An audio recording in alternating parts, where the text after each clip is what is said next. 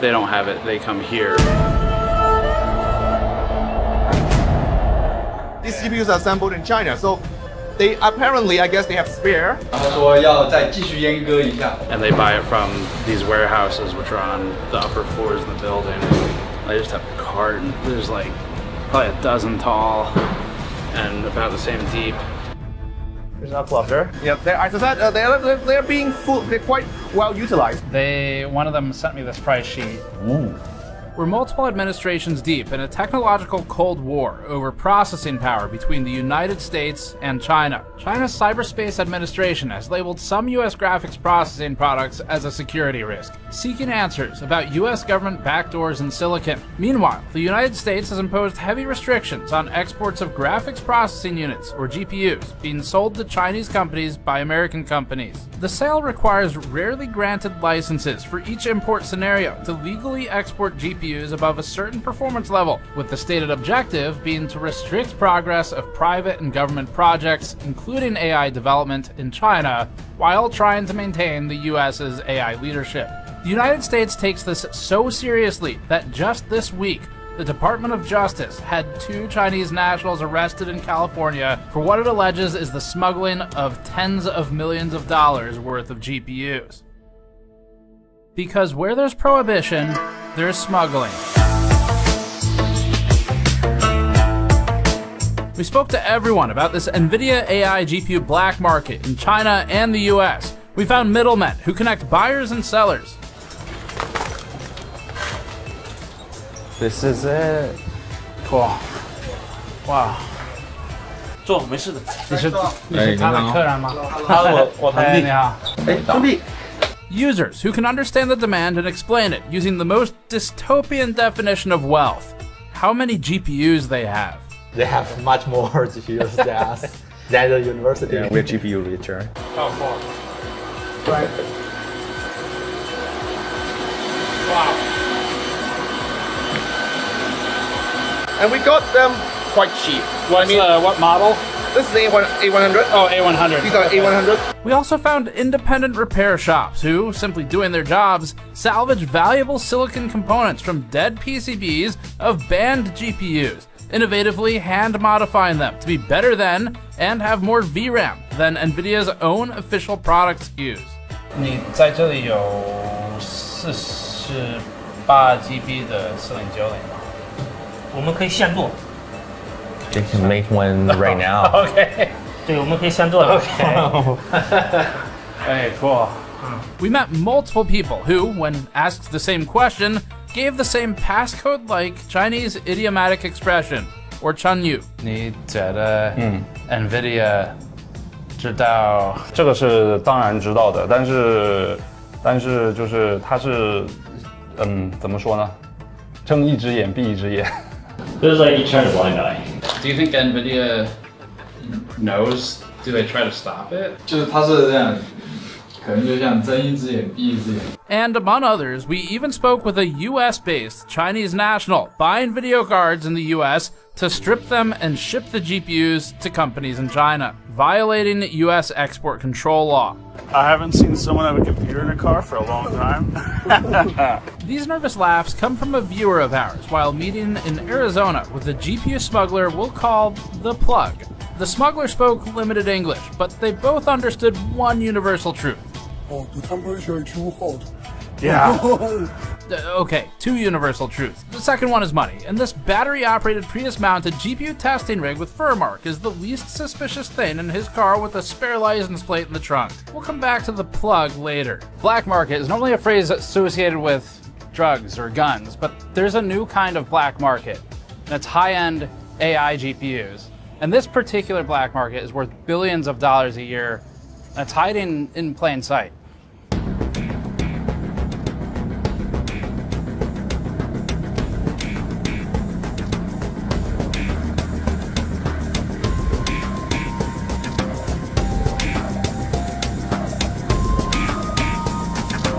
This is Hong Kong.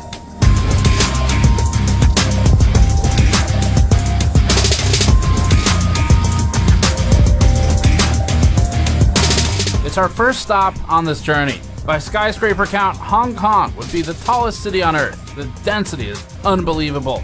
We spent a few days here for this story, wandering markets and meeting sources.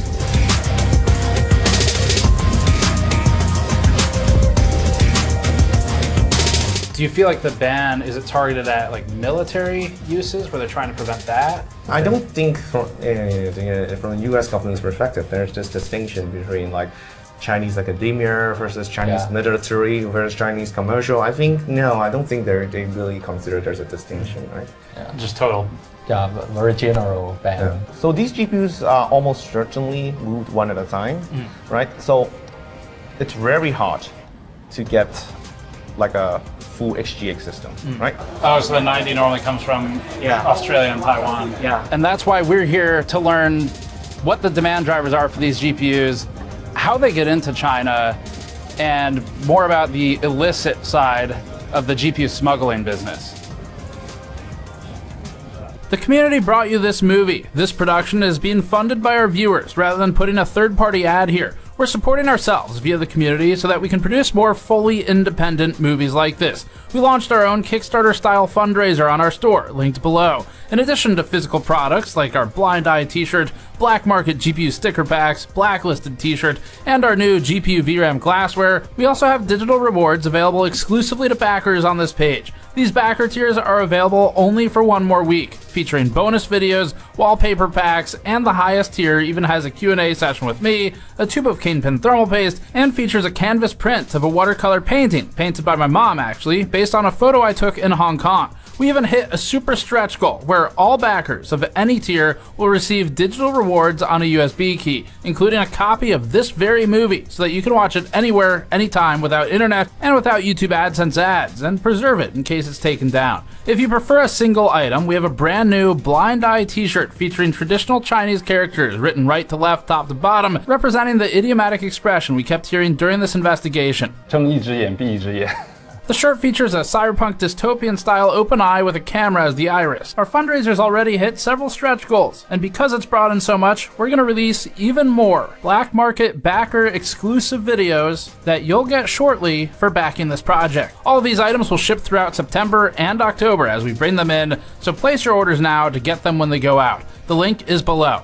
Now, back to the program. This was our latest big adventure, and it began when we booked a 24-hour ticket to Hong Kong, 20 days of hotels across Hong Kong, Shenzhen, Zhengzhou, Huizhou, Dongguan, Taipei, and more. At least one of us got detained by at least one of the governments involved in this video, but we can't talk about these indecipherably singular or plural instances or instance of any aforementioned detainment. Next, we talked to a lawyer about the previous sentence, loaded into a cab that secured our luggage like this, then investigated whether or not GPUs are actually smuggled with lobsters into Hong Kong. NVIDIA was right, We've checked the lobsters for sensitive electronics and aren't any in there, so good move, Jensen. We found a pile of GPUs that are now export controlled and met a professor who really wants to make sure you know. These are legally obtained. Legally obtained. Came to a sudden realization that if a banned GPU is assembled in China, then what's to stop them from just taking That's it off of the line? actually a very good question because what's preventing these GPUs from falling off of the line? Yeah. Exactly. made friends with 3 different cats in Hong Kong. What do you think of the temple guards, Tannen?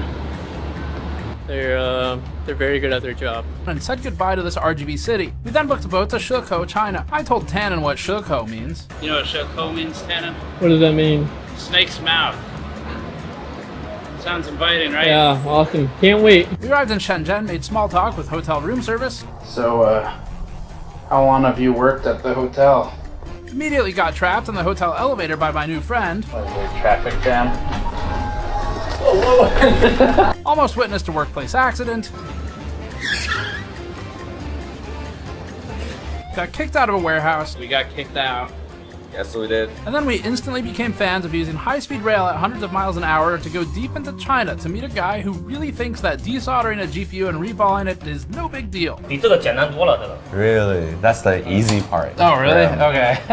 It's a lot easier than doing this. We got a ton of information in this video about GPU smuggling, including from this guy named 5. 然后赚差价，可能一张卡它会有500人民币到几千人民币不等的这样的一个差价，然后会通过这种手段去外面去购买带回来。 After that, we went back to Shenzhen for the 3rd time in 2 weeks, met this guy. Support of Gamers Nexus. It's about Jesus.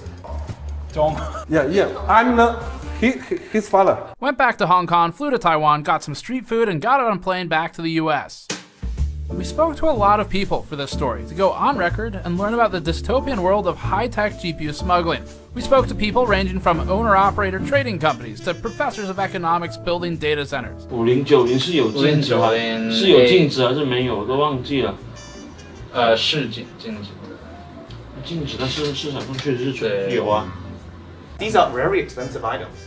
Right? I would imagine you would keep track of everything, right? We even tried to talk to the US Department of Commerce, but they didn't reply, and every person on the chain from the Department of State had out-of-office autoresponders because we coincidentally emailed them the same week of an especially problematic story that enigmatically involved name-dropping. But let's keep this focused on the hardware. Some of our sources are more confused by NVIDIA than others today.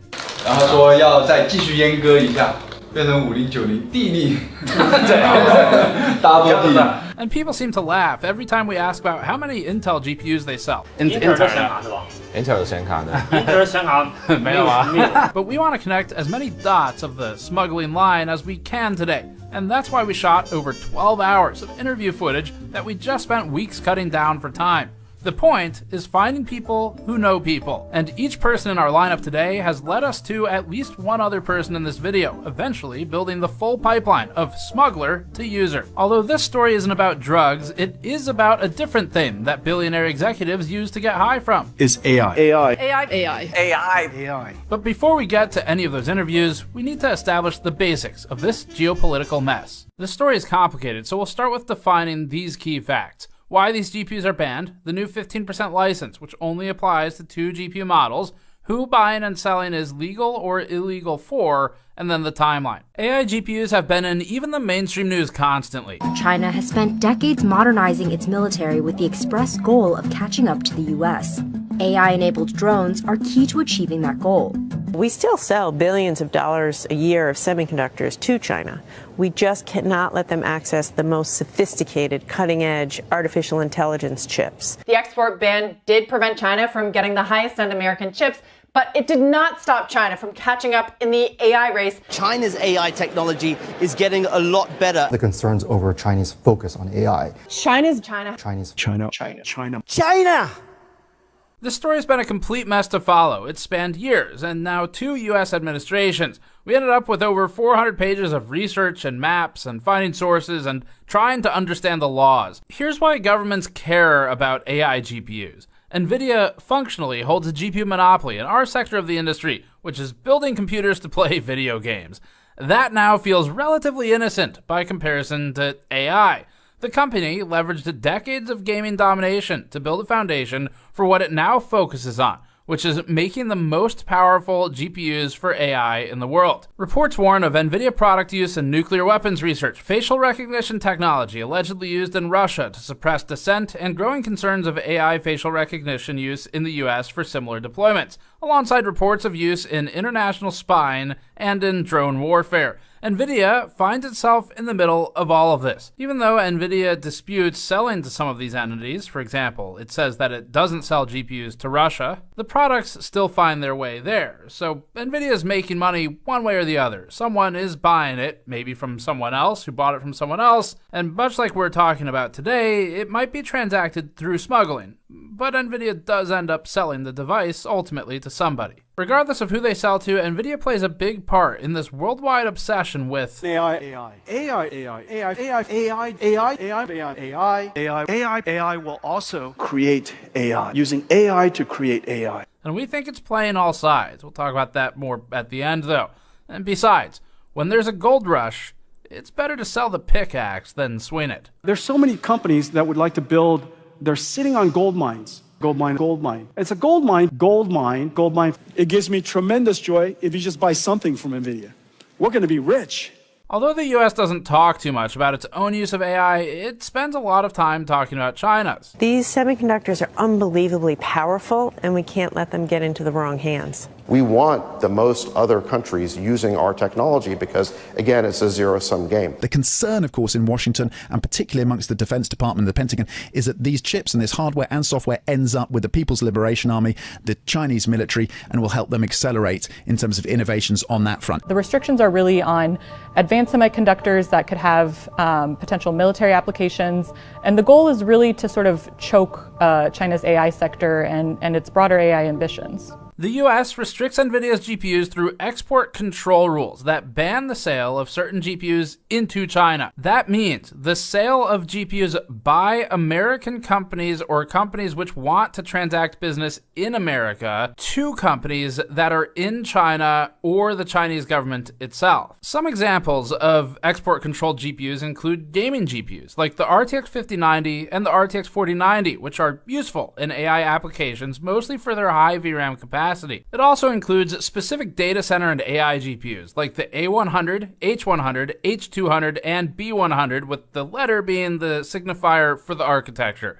as well as other GPUs shown on the screen. Now, this list is in flux. There are some new and incoming exceptions for the NVIDIA H20 specifically, which has faced Schrodinger's GPU ban, depending on whether CEO Jensen Huang had a $1 million dinner at Mar-a-Lago with Donald Trump on a given week. A timeline would help, but we have 9 years to recap, so we'll do it quickly. Even at the end of the Obama administration in 2016, the US government was just starting to talk about AI in relation to national security in this Wired interview. Developing international norms, rules, protocols, verification mechanisms around cybersecurity generally, and AI in particular, is in its infancy. You got a lot of non-state actors who are the biggest players. Part of the problem is that identifying who's doing what is much more difficult. Yeah, if you're building a bunch of ICBMs, we see them. If somebody's sitting at a keyboard, we don't. And so we've begun this conversation. A lot of the conversation right now is not at the level of dealing with real sophisticated AI, but has more to do with essentially states establishing norms about how they use their cyber capability. Who are you more afraid of, Big Brother and the state, or the guy who's trying to empty out your bank account? Part of the reason that's so difficult is that if we're going to police this Wild West, whether it's the internet or AI or any of these other areas, then by definition, the government's got to have capabilities. If it's got capabilities, then they're subject to abuse. And at a time when there's been a lot of mistrust built up about government, that makes it difficult. Those were the early days. The first Trump administration started a commission advising Congress on maintaining AI leadership, including simply banning the sale of some advanced semiconductor equipment and chips to China. Several years of back and forth, a pandemic, an election, and ChatGPT's launch later, and the Biden administration took major action in 2022 by restricting exports to China, Hong Kong, and Macau. NVIDIA's Ampere architecture A100 and newer codename Hopper H100 GPUs and systems were all restricted. NVIDIA shed tears for $400 million worth of lost sales as a result, and it was especially sad when many of its export-compliant alternatives to these also got banned, like its newly created A800, H800, and L40S, in addition to NVIDIA's RTX 4090 gaming card. NVIDIA said it didn't expect, quote, near-term meaningful impact, end quote, on its financials. NVIDIA responds by designing a workaround to the previously worked-around workaround, leading to the H20. Then the government adds new rules for high memory bandwidth cards, and the Biden administration tried to come up with an AI chip diffusion rule that would limit the quantity of GPUs being sold into different countries rather than only by processing power metrics, because the government really didn't know how the fuck to measure these things, and NVIDIA, knowing more about GPUs, could tweak any dial it wanted to just barely be compliant. Then DeepSeek came out, everyone panicked, stocks plummeted, and the government scrutinized the role of NVIDIA's GPUs in it. In February 2025, fiscal year 2025 results are posted, and NVIDIA's Singapore revenue rockets to 18% of total revenue based on customer billing location, despite shipments to Singapore being claimed to be less than 2% of fiscal year 2025 revenue, causing people to say, wait a minute. Unrelated, several GPU smugglers are arrested in Singapore one day after the fiscal year report was posted, causing people to say, That makes more sense. AMD spawns out of nowhere to say it wrote down $800 million of inventory due to export controls. NVIDIA one-ups it with a write-off of $5.5 billion. May 2025, Trump implements wide-sweeping tariffs and rescinds the Biden chip diffusion rule that would have limited how many AI GPUs Jensen could sell to other countries. Jensen says, It's just an incredible vision. I think this is going to be a transformative idea for the next century for us. These two initiatives are completely visionary, and it's going to be transformative for America. The H20 GPU that was created to comply with the rules was still okay. Then Jensen had dinner with Trump at Mar-a-Lago for $1 million. Then the H20 got banned. Must have chosen a really bad restaurant. In July, Jensen Huang meets with Trump and is permitted to sell H20s again, presumably choosing a better restaurant this time. Huang goes to China. China says Jensen's GPUs have tracking devices backdoors. NVIDIA says nah. Jensen goes to Washington. Trump tells Jensen to... Jensen, will you stand up? What a job. He loves him. He loves... NVIDIA. He loves Lisa Su. And more importantly, he hates Intel CEO. Intel CEO goes to Washington. Trump likes him now. Tim Cook materializes from the infernal plane to give Trump a 24-karat gold gift. And gift is in scare quotes because that's not what that's called. Then we get to this past week when Trump asks NVIDIA and AMD to pay 20% to the US government for sales specifically of the H20 and AMD Instinct MI308 sales. Not all GPUs, as some erroneously reported previously. Cousins Jensen Huang and Lisa Su negotiate Trump down to 15%, and now they're allowed to sell two specific cards that were originally created to comply with the laws before they changed, and somehow everyone walks away a winner, except now China doesn't want them anyway. That about sums it up. Except one last thing that happened as we were filming this. The Department of Commerce doesn't yet know the legality of the deal, with Tom's Hardware highlighting legal expert arguments over Article 1, Section 9 of the Constitution. It's not our area, so we'll move along from it, but just know that this is being publicly discussed still. If you want the full details with all of the in-between, we did collect it, there will be a massive timeline article on the website. We'll link that below when it's up within a couple days. There was also recent news about a 15% revenue share between NVIDIA and AMD with the United States government for sale of some AI GPUs. This is an old chip that China already has. And I deal with Jensen, who is a great guy, and NVIDIA. The chip that we're talking about, the H20, it's an old chip. China already has it in a different form, different name, but they have it. Or they have a combination of two will make up for it and even then some. But the H20 is obsolete. You know, it's one of those things, but it still has a market. So I said, listen, I want 20%. If I'm going to approve this for you, for the country, for our country, for the U.S. I don't want it myself. You know, every time I say like 747, I want, yeah, for the Air Force. So I just wanted, so when I say I want 20, I want for the country. I only care about the country. I don't care about myself. And he said, would you make it 15? So we negotiate a little deal. So he's selling a essentially old chip that Huawei has a similar chip, a chip that does the same thing. And I said, good, if I'm going to give it to you, because they have a, they have a stopper, what we call a stopper, not allowed to do it.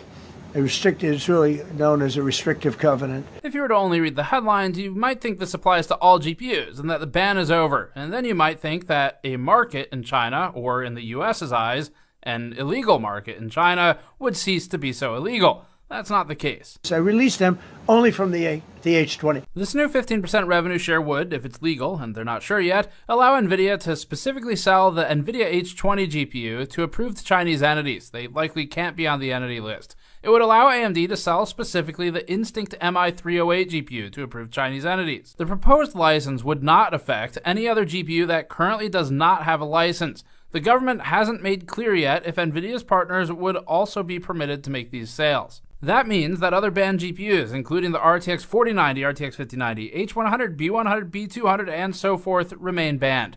The H20's extremely high 96GB memory capacity would enable large models to fit in memory and actually run, especially with multiple GPUs in a single rack, even if it's slower. That means companies can achieve performance targets by stacking GPUs, which are lower clock and core count but higher capacity, and doing NVIDIA CEO Jensen Huang's favorite thing. We were trying to solve scale up, scaling up, scale up, scale out, scaling up, scale it up, scale it out, scale up, scaled up, scale up, and scaled it out, scaled it up, scaling in that way. As for the newer Blackwell architecture GPUs, now Jensen's a very brilliant guy, and Jensen also has a new chip the Blackwell. Do you know what the Blackwell is? The Blackwell is super duper advanced. Let's not give NVIDIA any ideas for new GPU names. I wouldn't make a deal with that, although it's possible I'd make a deal, a somewhat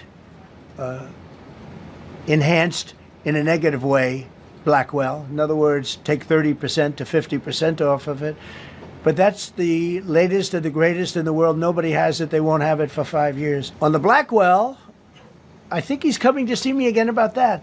But that will be a unenhanced version of the big one. For now, these super duper GPUs are not licensed for sale. In short, the H20 and MI308 were compliant with the US government's original rules. Then the rules changed during design and production and they were banned. Then AMD and NVIDIA collectively declared over $6 billion in financial impact as a result. Then the US government said, wait a minute, we can help with that if you cut us in. It reminds us of our tariffs documentary. And with this, if I see a tariff of 20 or 40% one week, 50 to 60 a day later, then I see it 120%. Then I see, well, electronics are maybe exempt, and in Bloomberg, and then I see on Truth Social, no, that's not actually happening. I have no idea what that means. So I can't make decisions because it's not about it being a high tariff. It's about not having a clue what's going on. The H20 most certainly is not obsolete, though. It's still very desirable in China, and with a lot of them, they become particularly potent. Setting a threshold for banned hardware should be objective, since it can be tested. This is a graph from the Department of Commerce that visualizes the original threshold at which a computing product became automatically banned for export to parts of the Middle East and China without a granted license. There have been some changes since, but back when this was made, the total processing performance score on the y-axis was used to determine cards in need of a license. The government needed a metric to calculate against, so it created its own. Accelerators and video cards have a lot of metrics in their spec sheets, including memory capacity, which is critical and as simple as a pass-fail for certain AI and training use cases. They have hard numbers for memory bandwidth, GPU clock speed, GPU SM or CU count, TPCs, tensor cores, ROPs that are sometimes randomly missing on NVIDIA devices, teraflops, tops, petaflops, gigaflops, gigabits, power, and more. So then, banning a product could probably be based on some sort of benchmark rather than a random metric from a spec sheet. But the US government, illustrating what an absolute clusterfuck this situation was and now remains, decided to instead multiply one random metric from a spreadsheet against the bit length of the operation being executed. Flops, or floating point operations per second, and tops, or tera operations per second, are calculated by the company making the spec sheet and aren't a great measure of actual performance. These numbers are based on both marketing and whether we're talking about FP8, half precision floating point 16, single precision floating point 32, double precision FP64, integer performance or tensor performance, or otherwise. So the government says, quote, the rate of Mac tops is to be calculated at its maximum value theoretically possible, end quote, and quote, the rate of Mac tops is assumed to be the highest value the manufacturer claims in brochures for the integrated circuit, end quote. So it's not based on a bunch of real-world benchmarks of applications or something. The government also references Mac tops as the theoretical peak of tera ops in multiply accumulate computations. The Biden administration used this total processing performance, or TPP score, in 2023, with the government later adding a performance density metric, dividing the TPP by the die area in square millimeters. In other words, the government didn't want NVIDIA to be able to sell more of a lower performance GPU to make up for the loss of high-performing parts with multi-GPU solutions. There are a lot of reasons this doesn't capture the full picture, like sparsity, APIs, different methods to calculate flops, and different performance for different applications. But the government needed a way to define a threshold, so this is what they made. The limit was a TPP score of 4,800, exceeded by even the RTX 4090 when calculated using tensor performance. Now, if this doesn't mean anything to you, that's okay, because it probably doesn't mean anything to people signing the laws either. Or maybe that's not okay, but you get the idea. Something like a higher memory capacity, lower flops performance GPU, or even series of GPUs like 30, 60, 12 gigabyte cards might be able to get the work done more effectively if it only needs memory. Memory wasn't factored into the TPP calculation. That was the point of the NVIDIA H20, but then the absurdity of the situation expanded, because the government introduced an opaque memory bandwidth requirement. Per the register, quote, unlike with previous export controls, the Commerce Department's Bureau of Industry and Security hasn't issued specific guidance on how much I/O or memory bandwidth is too much, end quote. but they did decide that there would be a limit. So to recap, it seems like across 2 administrations, the United States is creating formulas based upon numerical calculations, and then when NVIDIA and AMD tweak the numbers to fit within that box, it's retconning those rules in a guess and check process. We spoke to a lot of people in this piece, and it's multilingual, which made it complicated. In order of appearance today, the discussions come from Dr. Vinci Chao, Senior Lecturer in the Department of Economics at the Chinese University of Hong Kong, responsible for building his department's machine learning servers and sourcing the GPUs from middlemen suppliers. Dr. Zihao Fu, a research assistant professor at the Chinese University of Hong Kong and an affiliated lecturer at the University of Cambridge. Zihao specializes in both computer science and linguistics. Various retail workers at computer markets in Hong Kong to get a ground-level understanding. Joe, the creative director of product at video card manufacturer Yeston, who worked with us for a separate piece, not this one, but he showed us his factories and suppliers, so we've included clips here as we relied on those tours for an understanding of how GPUs are brought into China for assembly on PCBs. An anonymous seller who goes by the pseudonym of Silver, based in Shenzhen, Bao'an, and managing a warehouse in Hong Kong that receives and processes smuggled GPUs. Vincent, a resourceful fence who lives next to the warehousing and markets filled with GPUs and accelerators.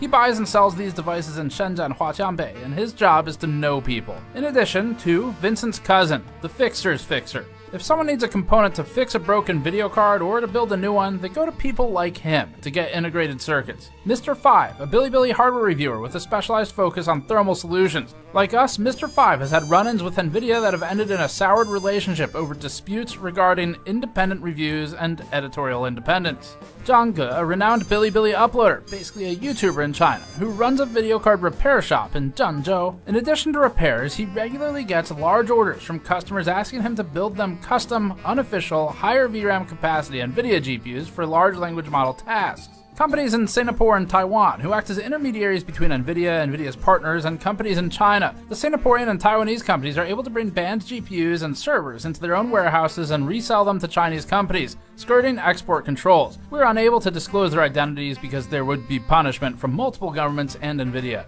The Plug, a US-based Chinese citizen who drives around the country buying hardware from American end users and resells it to companies in China and Hong Kong. And finally, a special thanks to our translator Raymond Wu of the Black Soda Agency in Taiwan. Here's the pipeline. If a GPU doesn't fall off the back of a truck in China after it was assembled, or if it isn't a QC defect that disappears from the scrap pile, it may instead have been moved by ants to get to China. Mayi Banjia is a linear pipeline. Each ant in the fire line serves a specific role. It'll help to name those roles to keep everything straight. Here's what we came up with.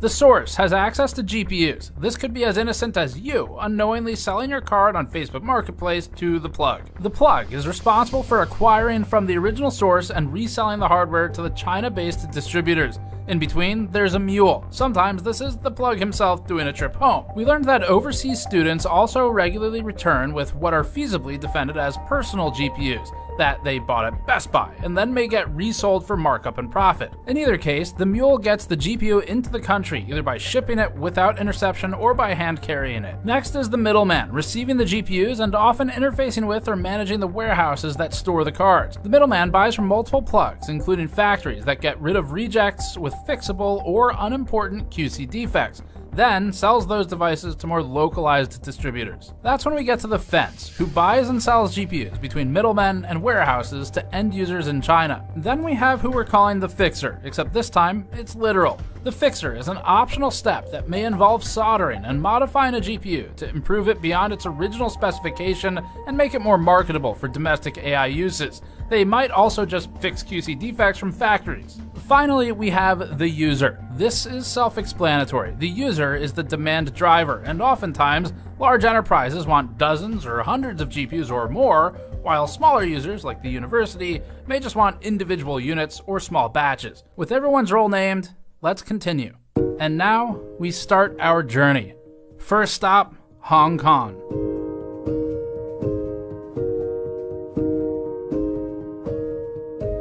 Upon arriving in Hong Kong, after checking out the local wildlife, one of our GPU dealer informants slipped us a price sheet for a mix of GPUs that are both export controlled and not. All right, so check this out. This is a GPU price sheet where we just got to Hong Kong, and I've already been able to find a supplier who works as a middleman between smugglers. And you just pick the GPU you want, so you can see 5090, 4090, 4090, 48 gig, 5090. Down here, there's some A6000, A100, A180 gig. That's pretty valuable. So that's 75,000 renminbi. And so I found a supplier where basically the person who provided this is local, and they work with the smugglers. So they sit between the smuggler and the customer to supply and source GPUs. Problem is, I don't know what the going rate is for any of this. And so what we're gonna do is take this price sheet to our local fixer, Dr. Vinci Chow at the Chinese University of Hong Kong, and see what he thinks about the prices here, and if this process is normal. So for that, we hopped in a classic Hong Kong cab and headed across Victoria Harbor over to the Chinese University of Hong Kong.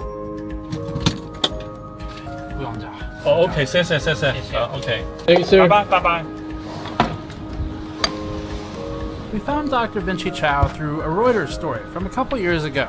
Vinci works in the economics department at the university, and he's responsible for having built many of the servers and machine learning systems that are in use daily.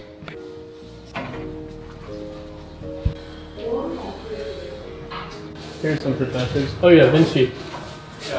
He has a whole blog detailing his process, including the difficulty of sourcing components and the ease with fixing problems when so close to Shenzhen, such as having custom PCIe riser cables built and basically done the same day. Dr. Vinci Chow is the right person to start us off with this story and educate us on where to go next. We're here to learn the user's perspective, because before there could be any kind of market for it, there has to be demand. And that is what the university and organizations like it generate.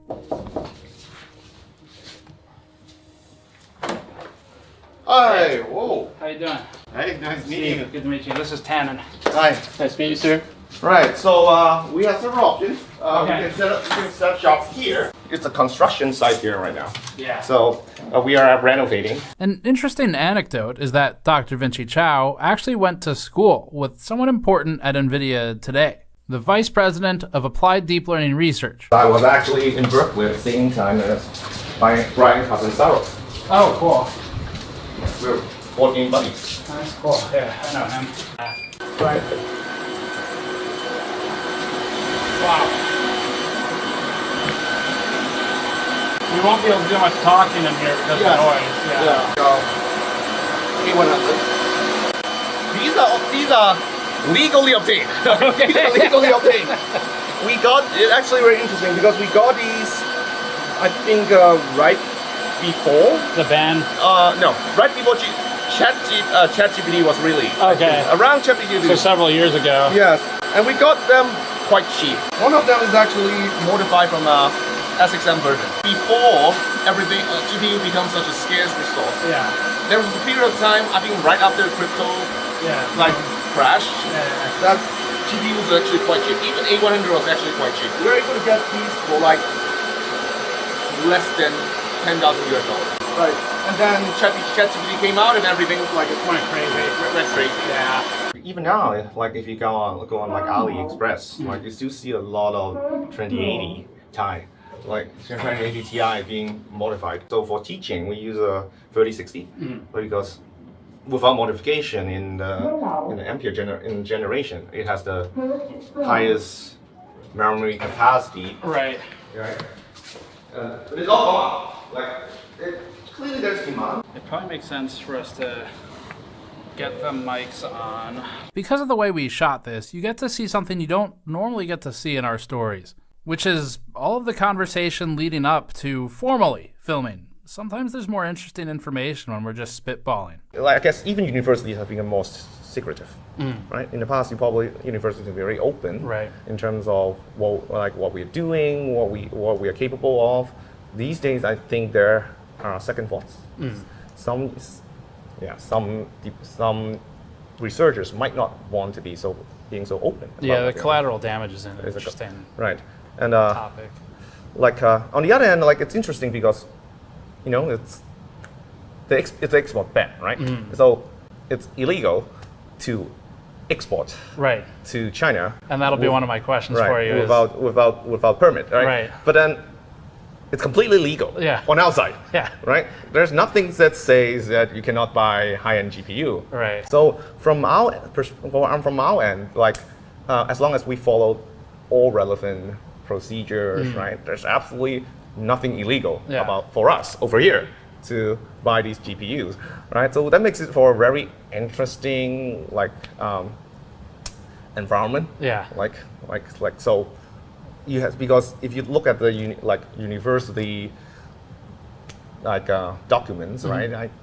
I think you will be able to find obviously these universities have been purchasing GPUs, right? It's completely legal over on our side, right? Yet this is clearly not supposed to happen, right? From the perspective of the U.S. government, right? So I guess for universities, once again it depends a lot on how committed, a particular researcher or particular unit is when it comes to acquiring GPUs, right? I mean, if you pay enough, supply is there, right? Maybe not if you want to build like a super cluster, right? For research, most researchers are talking about 1 or 2 GPUs, right? And if they have the funding, then it's possible to obtain that. So it's just everything is more expensive. That makes sense. I'm in the Department of Economics, which is kind of interesting, I guess, for someone in the Department of Economics to talk about GPUs. But we started building our own cluster during the COVID, right? Well, not just we, but you specifically. Well, me, all right. Yeah. So I'm responsible for that. So it's we because the department has to fund it. Right. Right. So I am the one who plans these things out, but the department funds it. I started building my own desktop computers back when I was in high school. Cool. Right. Hong Kong is a small place, right? I guess we'll visit that later on. But in Hong Kong, you can actually physically visit computer malls where you can just pick whatever parts you want. And then during COVID, then we had this idea. Then we probably have to try to provide remote access to computing power. The first GPUs we have was 1080 that we obtained from the computer malls, $500 each. Back then I was thinking that's so expensive, $500 for a GPU. If you were to ask one of the local supplier, how much, let's say H200 is going to cost? It's going to be about 30K. US. 30K US. There's a big premium for data center GPUs, right? So even if you obtain an aging A100, that's still going to be almost 20K US. Is anything from Blackwell over here yet? No. Not yet? Not yet. It's illegal for a company like NVIDIA to sell them into China. Right. But not for anybody here to buy them. Yes. I messaged some sellers on Alibaba. Right. And one of them sent me this price sheet. Ooh. Tell me, what do you make this? Do you have any H200s in your servers? Well, we want some. Okay. We want some. I can connect you to the supplier. We want some, right? We want. So what like that? After tax, they want $213,000. What is that in US? Let's see. So that is $29,700 US. Yeah, that's about I think the right price. I don't know what MSRP is, or if they even have one.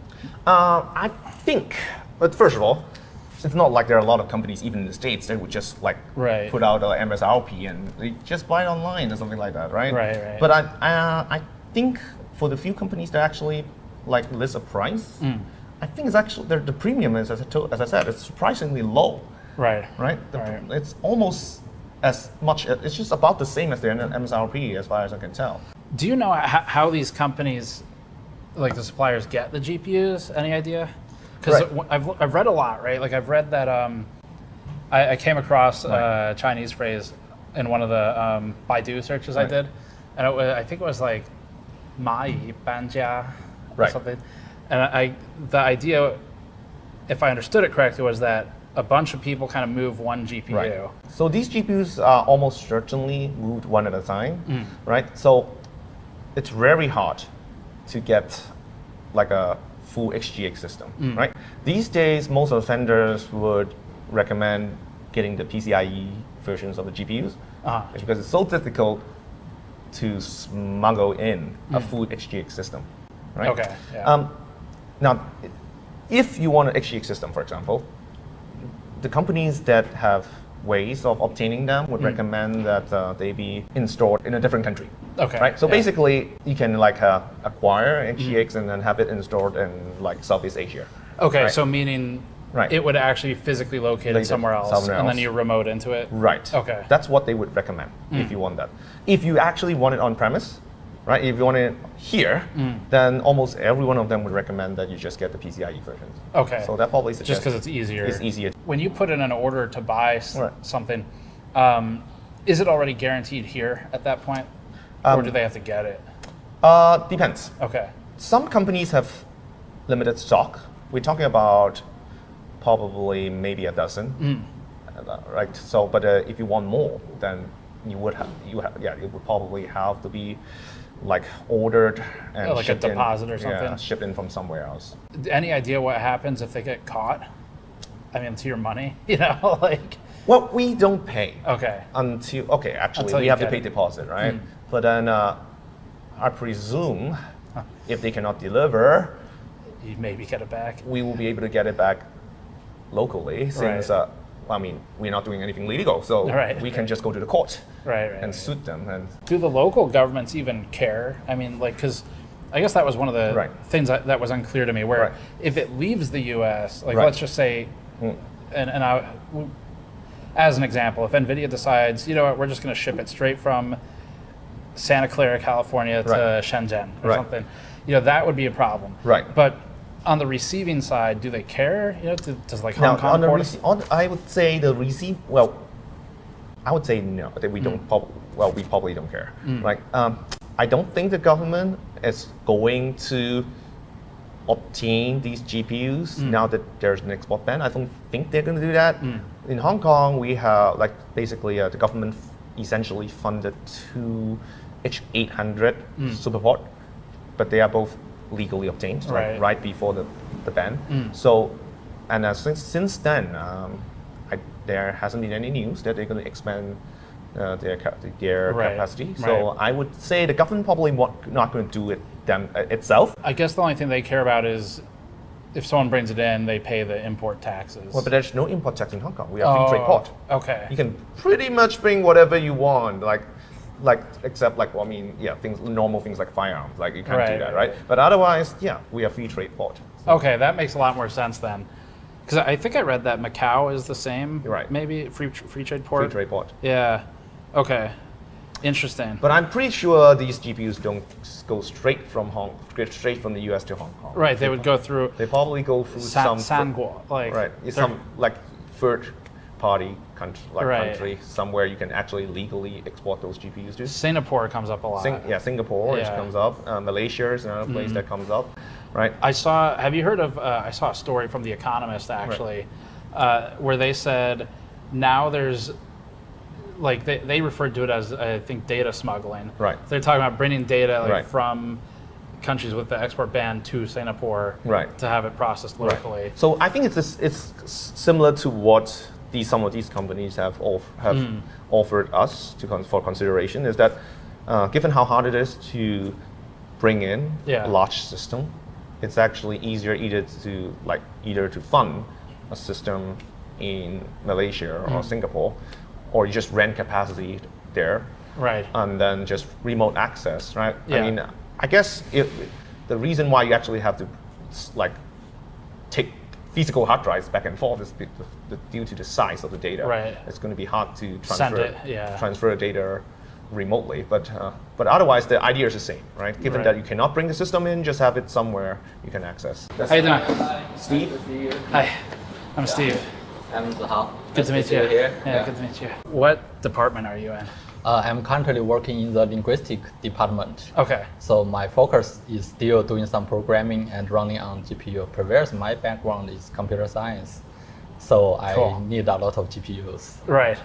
So you've already got the computer science background, but then... Yeah. I got a computer science background in this university, Do you have your own server cluster? Is it separate from the econ? I think they have the best one. Okay. Theirs is the best one in this university. So who built the one for the arts department? Actually, we use the university's GPU. So university have a central GPU, and everyone can use that. If you buy some GPU and they can help you to manage that GPU. Okay. So that's how we are using. But I believe they have much more GPUs than us, than the university. Yeah, we're GPU rich, right? Right. GPU rich. Yeah. Yeah. What are the things you guys use them for normally? Just the training and inference large language models. Okay. Like for me, my research is about large language model. Yeah. So if you want to train a model, teach the language model to gain more knowledge, you need to fine tune. And before that, maybe a few years ago, we just train from scratch. But now it's not that popular. But we still need GPU to fine-tune models. Okay. So this is why we need that. What are the common uses for the models themselves? Like, do students use them for research, or what's the? Yeah, if you are in the university, so mainly for research. Okay. So currently, because a large language model can do a lot of things, a lot of research department will focus on using that. So a lot of research will be focused on how can large language model help them.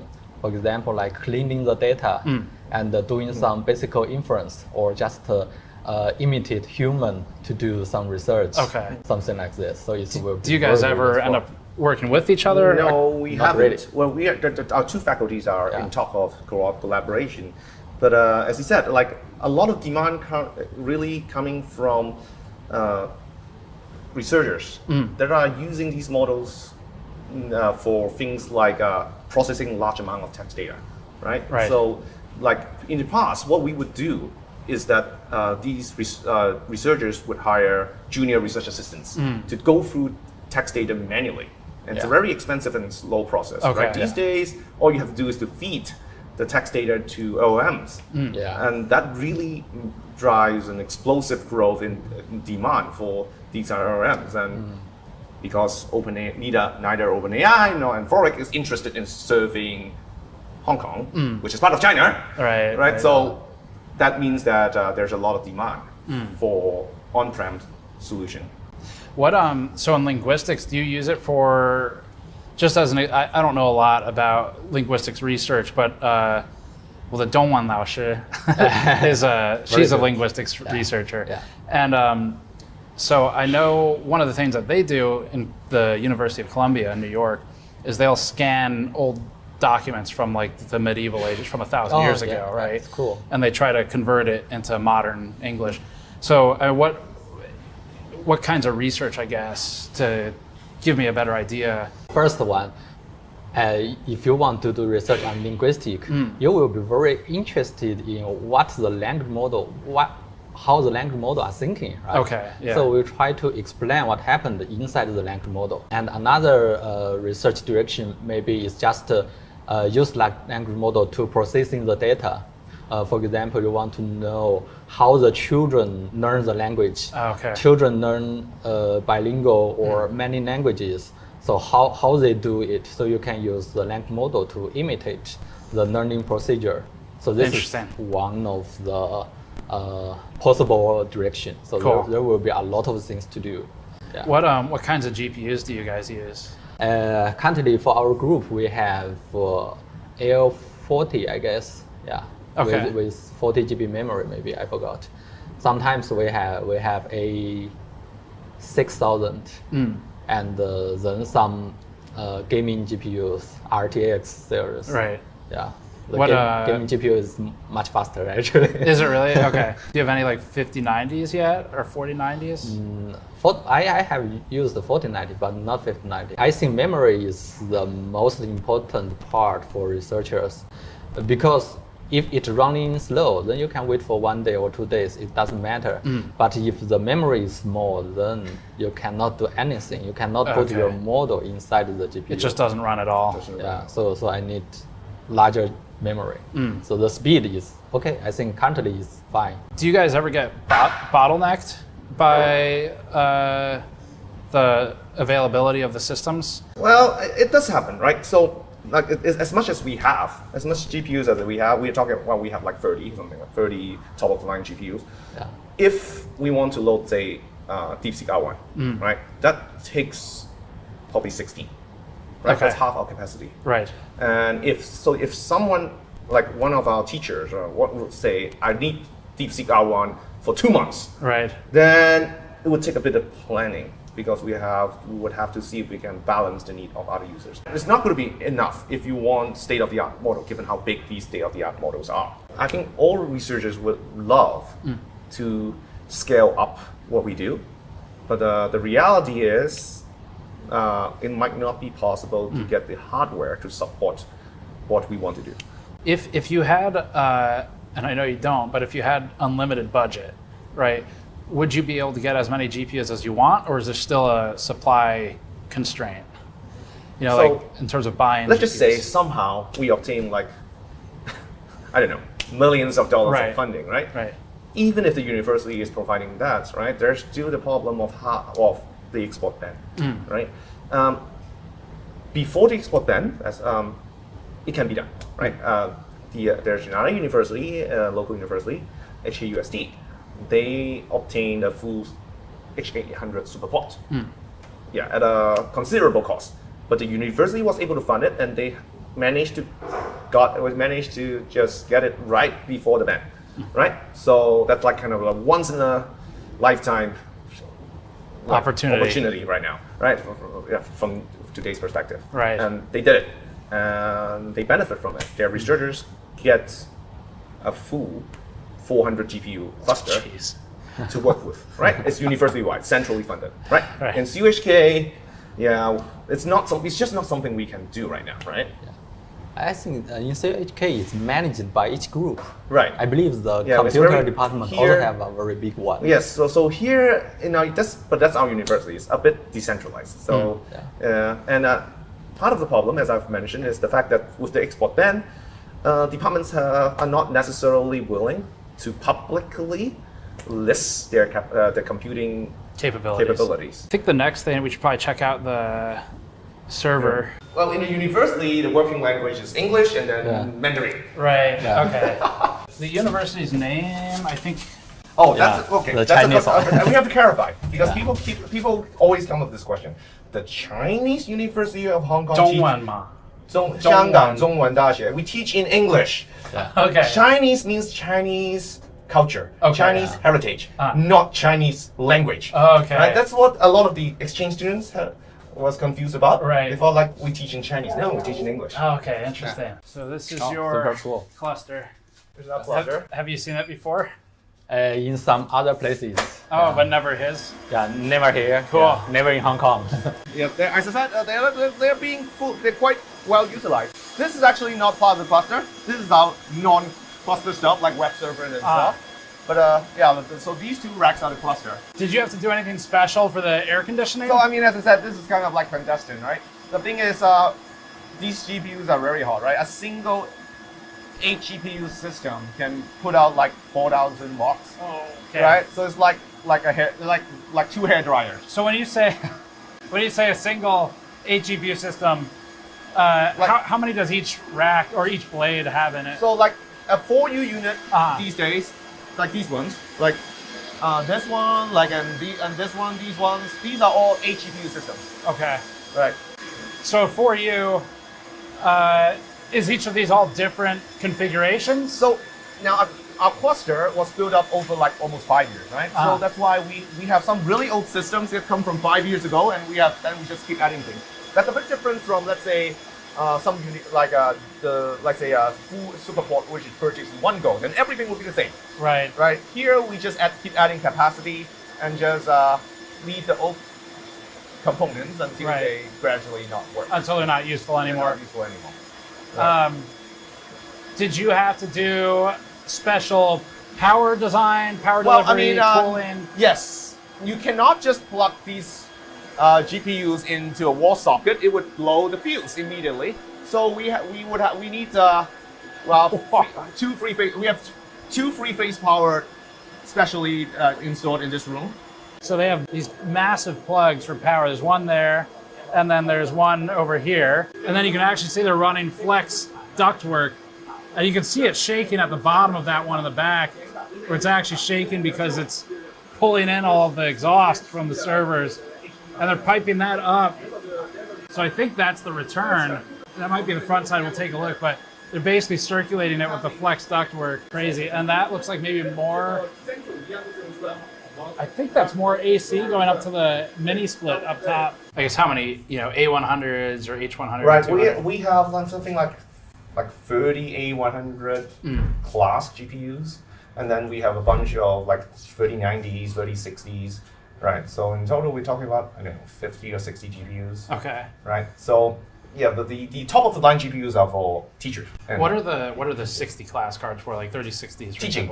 Just teaching. Teaching. Wow. It's for teaching. So we have these undergraduate machine learning courses, and we let students load hugging face models. These 3060s are for them. We don't want them to occupy the A100. Right. So, and 3060s have 12 gigabyte of memory. That's right. That's more than enough to load some of the smaller The models. good ones have 12. They made another one. Right. We make sure we get the 12 ones. Right? Yeah. So yeah, that's sufficient for loading a small model that they can work on. Right. Does memory bandwidth matter a lot? It matters. So to better utilize the resources, we offer the options for each researcher to load their own model, but we have also this centralized, like our own local ChatGPT thing. We have used Open Web UI and with with VOM as a backend. Right. So we offer just this pre-set up system where we can serve like Germer, we can serve DeepSeek, and then when it comes to getting high throughput, bandwidth would matter. Because for the export control, the U.S. government does a calculation, right, for some amount of points. Like they made up a system. And memory bandwidth is one of the components of the formula. Yeah. They're getting smarter, right? Yeah. Because there has been multiple versions of the band, right? The very first band was targeting the NVLink, I think. Okay. The A100 to A100 as NVLink. So that has a little effect. Yes, it's a bit slower, but it's still okay, right? And then I think they switched to targeting the flops. Yeah. But that I think is there was a certain amount of flops you can't exceed. Then I think depends on workload is that I think it didn't work as well as they might have hoped for because the H20s still sold really well. Well, I mean that's what's so interesting about it is the government's, at least the U.S. government, hasn't really caught up to what these are, like, and so that's true. So they don't know how to ban it. I feel like so they just kind of pick a number. It's developing very fast, right? Because if you go back like 5 years ago, everyone probably would think that flops is a very important metric to consider. But turns out when it comes to loading large models, what we all care about is how much memory, how much VRAM you have, right? You simply cannot load a model if you don't have the VRAM. Right. So now H20 becomes a very attractive option because what's the spec on the H20 again? Do you so remember? H20 has drastically lower flops, right? But then it actually has more memory than the original H100. What's the capacity? I think it's 94, 96 versus the 80. Yeah. The original version 80 is 80. Right, so it's actually in some sense more attractive. So everything you guys have named so far, it's all NVIDIA. So are there any non-NVIDIA GPUs like in the university cluster? I think currently, I didn't say any non-NVIDIA one, but I think it's promising. The AMD one, currently PyTorch also still support AMD one. I think in the future it will be another choice. The Instinct MI, AMD MI GPUs? I didn't remember What about Intel, because they just started making the B60s, is that interesting at all? We always like to explore options, right? To have more computing power. Yeah. We actually expressed interest in AMD, and we asked around to the upcoming suppliers, and they said the risk is too high for them, right? Because they have to support it. And they had, I think there's one supplier who told me they had tried to sell an Instinct GPU in the past, and then the customer returned it because they couldn't figure out how to make it work. Right. And then they realized that they don't really want to carry the risk of having a GPU that people are going to return. Don't know how to. So they would rather just not deal with. Do you know any AMD GPUs that also are export controlled? I think the Instinct line is also covered under the export ban, right? Yeah. I mean, I guess that's also part of the problem. If you're going to go through the hassle of smuggling something, you better smuggle something that people actually want. Right. Yeah. And well, is there any support for it if it's a smuggled device and you have a problem, what happens? You know, right?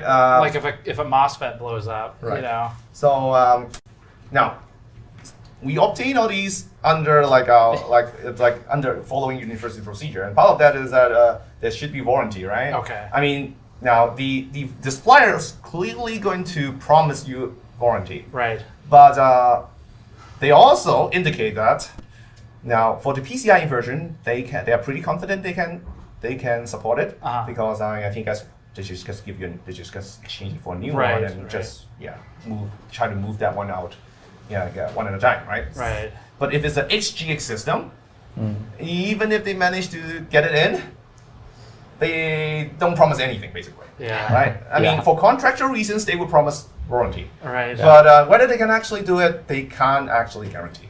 Okay. Right. So actually, we have a legally obtained HGX 800 system that we got before the ban. And as far as I know, after our initial, I think 5-year support contract ends, it's not possible to renew. There's a 4U system with 800 inside. Do you ever physically go to pick up the GPUs when you're arranging from a supplier, or they just ship it here? They usually ship here. So it's just like Express. totally normal commerce, basically. Right. They just ship here by It's Express. so interesting because I feel like when you think about like this concept of like the black market GPUs, and earlier I had said I found online a story that talked about Mai Banjia. And you think of it like that, it seems like when you go to buy a GPU that's banned, it feels like you would be going to a dark alley and handing him cash, right? Yeah. And he hands you a GPU. But that's not how it works. Yeah. No. So they just ship it. I think it's good. That way it's good for personal usage. It's not quite good for a very big cluster. Right. Yeah. So if it's that sort of easy where it just ships to you, does the ban seem effective? Like as I said, if it is effective in preventing the building of a very big cluster, right? It's just not possible to get 100,000 of these GPUs. Like we heard about some of the other companies having. Right. Yeah. And I think there are like people from the company who refuted that idea, right? We don't really have that many. I think that's right. Right. Why do you think the U.S. government cares so much? Like, what is it they're trying to prevent? I guess they just want to delay the speed of other countries of training the model. But seems I don't know, their ban is very weird actually. Right. Yeah. Do you feel like the ban, is it targeted at like military uses where they're trying to prevent that, and then it just happens to affect you guys as well? Or are they targeting, you think, just companies in general? I guess it's in general, every company, every people will be influenced by this.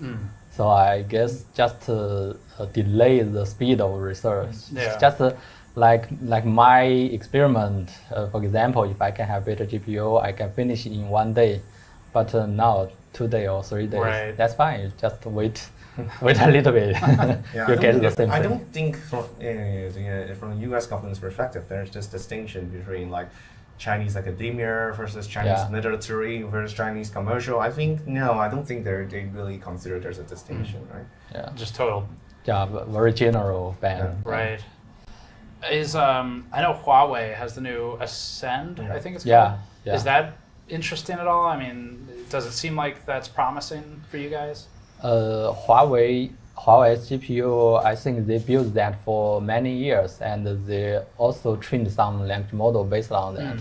So currently, seems no friends around me are using, but maybe in the future they are trying to try that if they still cannot get the NVIDIA one. Do you guys need CUDA for your stuff? Oh yeah, definitely. If you want to train the model, you need CUDA. Right. So I feel like we can still get by because we as I said, we're not really needing that many GPUs, right? Yeah. So there's still enough supply NVIDIA GPUs supply around for what we need. Right. But if we want to scale up, then NVIDIA is just not possible right now. So probably one way, eventually, like something like Huawei Ascendance would be. You said you have an interesting GPU that was modded, I guess? Yes. We have several GPUs, like as I said, like this is one of those like reference board. Yeah. And RTX 3090. Yeah. This is a 3090. This is a 3090. I think it's very Chinese specific, right? Yeah. I don't think you can actually. They were not popular in the US. You Yeah, could that- get them, but not many. Yeah. But because they're noisy. They're Yeah. really noisy. Yeah. And the only reason to get these is because you want like multiple of them. Yeah. Right. Packed closely together. They're designed for that purpose, right? So they have these kind of slots. One of these I think are like a normal, actual PCIe version of A100. And this one is actually a modded version, but they use the same casing. Okay. So this one is actually modded from a SXM version. So if you install it and take a look at the NVIDIA system information, this one will show up just like it's shown as SXM. SXM. SXM. Right, but they look the same. This is actually a very interesting question because, as far as I understand, this is possible because these GPUs are assembled in China. These GPUs are assembled in China, so they apparently, I guess, they have spare casings, right? Well, so here's a question for you: if a banned GPU is assembled in China, then what's to stop them from just taking That's it off actually of the line? a very good question because, as far as I know, even the H200 seems to be assembled in China. Yeah. And I have no idea what's preventing these GPUs from falling off of the line. Yeah. Exactly. So, yeah. I don't understand how it works at all. How is the ban even going to... How is the ban is even working? Like, the box of these GPUs clearly state they are manufactured in China. Right. Right. So, I'm not sure how actually that works. I mean, because it's like... NVIDIA's not allowed to sell it to China, right? But they can make it here, China, and then the intent, I guess, is they ship it somewhere else, and then they can't ship it back, right? But it just seems like if I'm the factory, it seems like there's a lot of money in. Right. So we had some QC defects, right? Right. So my guess is there must be spares. I don't know, right? Spare SXM, like. Modules, spare casings, and then somehow these spare parts just get assembled into a complete GPU and get sold. Yeah. So currently it seems like, like that this whole GPU manufacturing thing has the flavor of that. Yeah. Right? All these high-end GPUs are still manufactured in China, but they're not allowed to be sold in China. Yeah. And somehow the US government thinks that's going to work, and somehow the Chinese government also allows that to happen. I have no idea how actually that whole thing works. Right. That's so strange. Because like the GPU silicon is made in TSMC, which is all over Taiwan mostly. Yeah. So they make it there, they ship it to the factory in China, I guess, and then an SMT line must populate the board. Right. One of the GPUs we have, one of the A100s we have, they're modded. I think one of the NVLink doesn't work.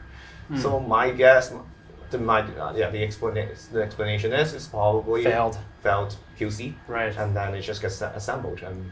Right, and so then you have 2 out of 3, I guess, NVLink? Well, you just have, so it's just going to be slower. Right. But for a bargain price. Yeah. Right. Is it cheaper than like a fully functioning?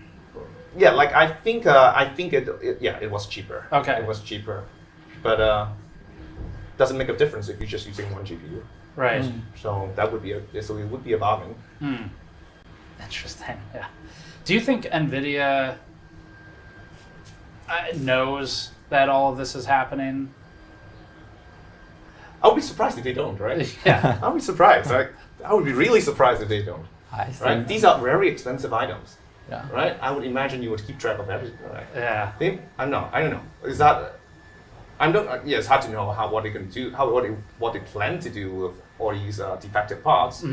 But I'll be very surprised that no one have ever thought of the possibility that if it's something so valuable, someone would come up with a use of even a defective one. Defective ones. Yeah. Yeah. Interesting. Yeah. Yeah, like the AGPU servers. Like we could pull out one of them if you want to see what's. If it doesn't disrupt you, that would be great. One of and then we have enough. Yeah. pull out one because it seems interesting. So this is one of our older ones. This is our older one because this one is not. It's basically assembled completely from like retail parts. Okay. Right. So this whole system is obtained around when the time when ChatGPT came out, right? Yeah. So this is the time when everything you can get from AliExpress. Yeah. Like the case, right? So you bought all of this just on AliExpress? Yes, everything is from AliExpress. Everything from AliExpress. Cool. Like CPU, RAM. The part that's by far the hardest to get is the power supply. I saw you write about that in your blog. Right. What makes it difficult? Because now it's very hard to get high quality, high power server grade power supply. This you need in order to support 4 A100, you need like 2000 watt power supply, and you need these kind of server grade redundant power supply, and there's just no demand in from retail customers for these kind of GPUs, so for these kind of power supplies. So supply is slow. Right, if you buy this case, mostly they come with something like a 800 watt power supply. Yeah. And we need 2000. So that's the hardest part, right? To source. Is this a redundant power supply? Yes, it's a redundant power supply. Okay, so it's got a failover. The CPU, what are you using for this? This is a EPIC 7763. That you can get from AliExpress, no problem. Okay. If you need to. And then the board is from ASRock. Yeah. Yeah. ASRock board. ASRock rack. Yeah. So it's the server line of ASRock. It does have like 7 PCIe slot. But then in order to, because we need we want infinite band network. Yeah. So we have these cables specially made to the they're custom made. The length we need. Okay. Right, we need it to be this long and to support the infinite band card. Is that that down there? Yeah, this is the So that's the InfiniBand card. Right. That's the 200. That's the HDR 200 GB card. Right. Card. Yeah. Is all of this stuff pretty high priority for the university at this point? Like on the, technology side, are they invested in the purchasing? I think the university is realizing how important it is, right? That's why we have this brainstorming session. Right. Yeah. I guess university will begin to buy more GPU and try to find some strategy to share with the whole staff members. Right. Yeah, it's a good sign. Cool. But it's just a start. Right. It's I think we would try to catch up quickly. Yeah. We try to catch up quickly. Very cool server room. It's impressive. Wired they just happily provide you with their Weixin. And I'm not encouraging working 24/7, but like customer support in China, it is 24/7. Right. Not designed for Hong Kong. Not designed for Hong Kong. Right. They don't sell it anymore. So Hong Kong is a free trade port, I guess. Yep. Yeah. But China mainland is not? Except Hainan, right? Is that Hainan? Yeah, Hainan. And some part of Shanghai also makes similar policy. And that just means no local tariffs, no import taxes? Yeah. Right. And relatively simple paperwork, I guess. Okay. Right. This is where we call the University Mall. Okay. It's where we hold our like a commencement. Cool. Yeah. The graduation ceremony here. Yeah. Wow, this is nice. Right? Yeah, Let's go. Wow, holy shit. So that's the science park of Hong Kong, and you actually see one of our unicorns. A little bit. Sense time. What do they do? Facial recognition, previously. AI. I would say AI. Yeah, general AI. Yeah. But they kind of built their business on facial recognition. Yeah. CCTV stuff. CCTV Chinese government is a big customer. Right. Do you feel like you guys are locked in at this point to NVIDIA because of CUDA? I guess to rephrase it, is there a difference in what matters more to you? The power of the hardware or the power of CUDA? Because both are very good. So I would imagine if someone put in enough effort so that non-NVIDIA hardware runs just as well as NVIDIA hardware in PyTorch and then the VLM and stuff. then would not be too hard for us to switch. But I guess that's harder to do than to say. Yeah. Right? Because someone has to put in the effort to make the models run smooth. There has to be a good reason to switch. That part is hard. Yeah. Only problem is if you switch to other devices, you will have a lot of bugs. Right. Some bugs you cannot fix. You Right. need the whole community to help you. So this is a very slow procedure. Definitely the CUDA and the NVIDIA is currently the best one you can choose. Right. After this discussion, Zihao parted ways, and Vinci brought us to one of his favorite tech spots in Hong Kong, the Golden Computer Center, and the outdoor tech flea market next to it. We actually have a whole separate video looking at some of these places.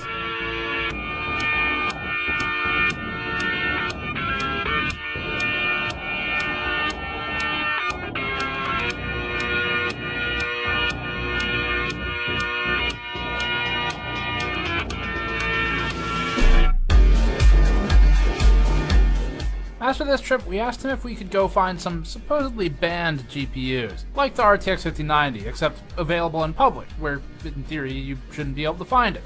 The hope was to find a shopkeeper with some ground level knowledge, more consumer level. Everyone wants Jensen's flavor. Do you still frequently go to the market? Not as often as before. Yeah. Right. So mostly because I've mostly switched to using server components, right? And you can't get these components in these markets. Our cluster is pretty much exclusively Epic, which is rare when we start building out 5 years ago. 5 years ago, there's probably still a lot of Intel. Right. Everyone is still buying Intel, and we started buying AMD. So right now in our cluster, we have the last generation Genoa CPUs, and I think we have 256 core across 2 CPUs. My guess is these GPUs are probably smuggled in from from Southeast Asia. In that case, unless those countries try to enforce the ban. But I feel like most of them probably wouldn't really care. You know, it's not their ban. So. Right, it's not their ban, and why cross the Chinese? Right, that's a good point too. Yeah, I guess they've got 2 choices, right? Right, which is why Biden piss off America or piss off China. Right, well, that's why Biden had this idea where the Biden administration had this idea where you're gonna have to separate the world into different zones, and some zones are trusted and some are not. Right, but then this is scrape it, right? So now it's back to, I guess. Back to one by one. Yeah, back to one by one, right? And I haven't heard anything about the countries having to prove themselves to be trustworthy anymore.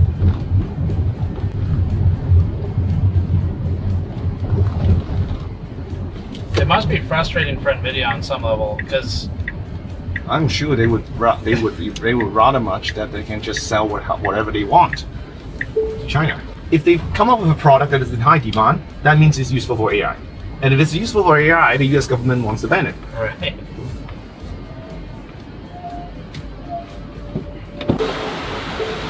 Do you think the export controls are having their desired effect?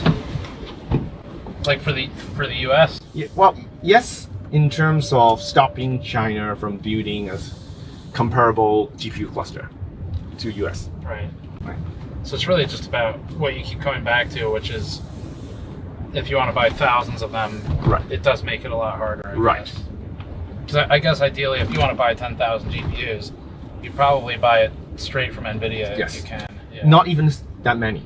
Even if you're buying, like, say, 400. Okay. Right? Let's say a superport. Right. Then the NVIDIA is likely going to be directly involved.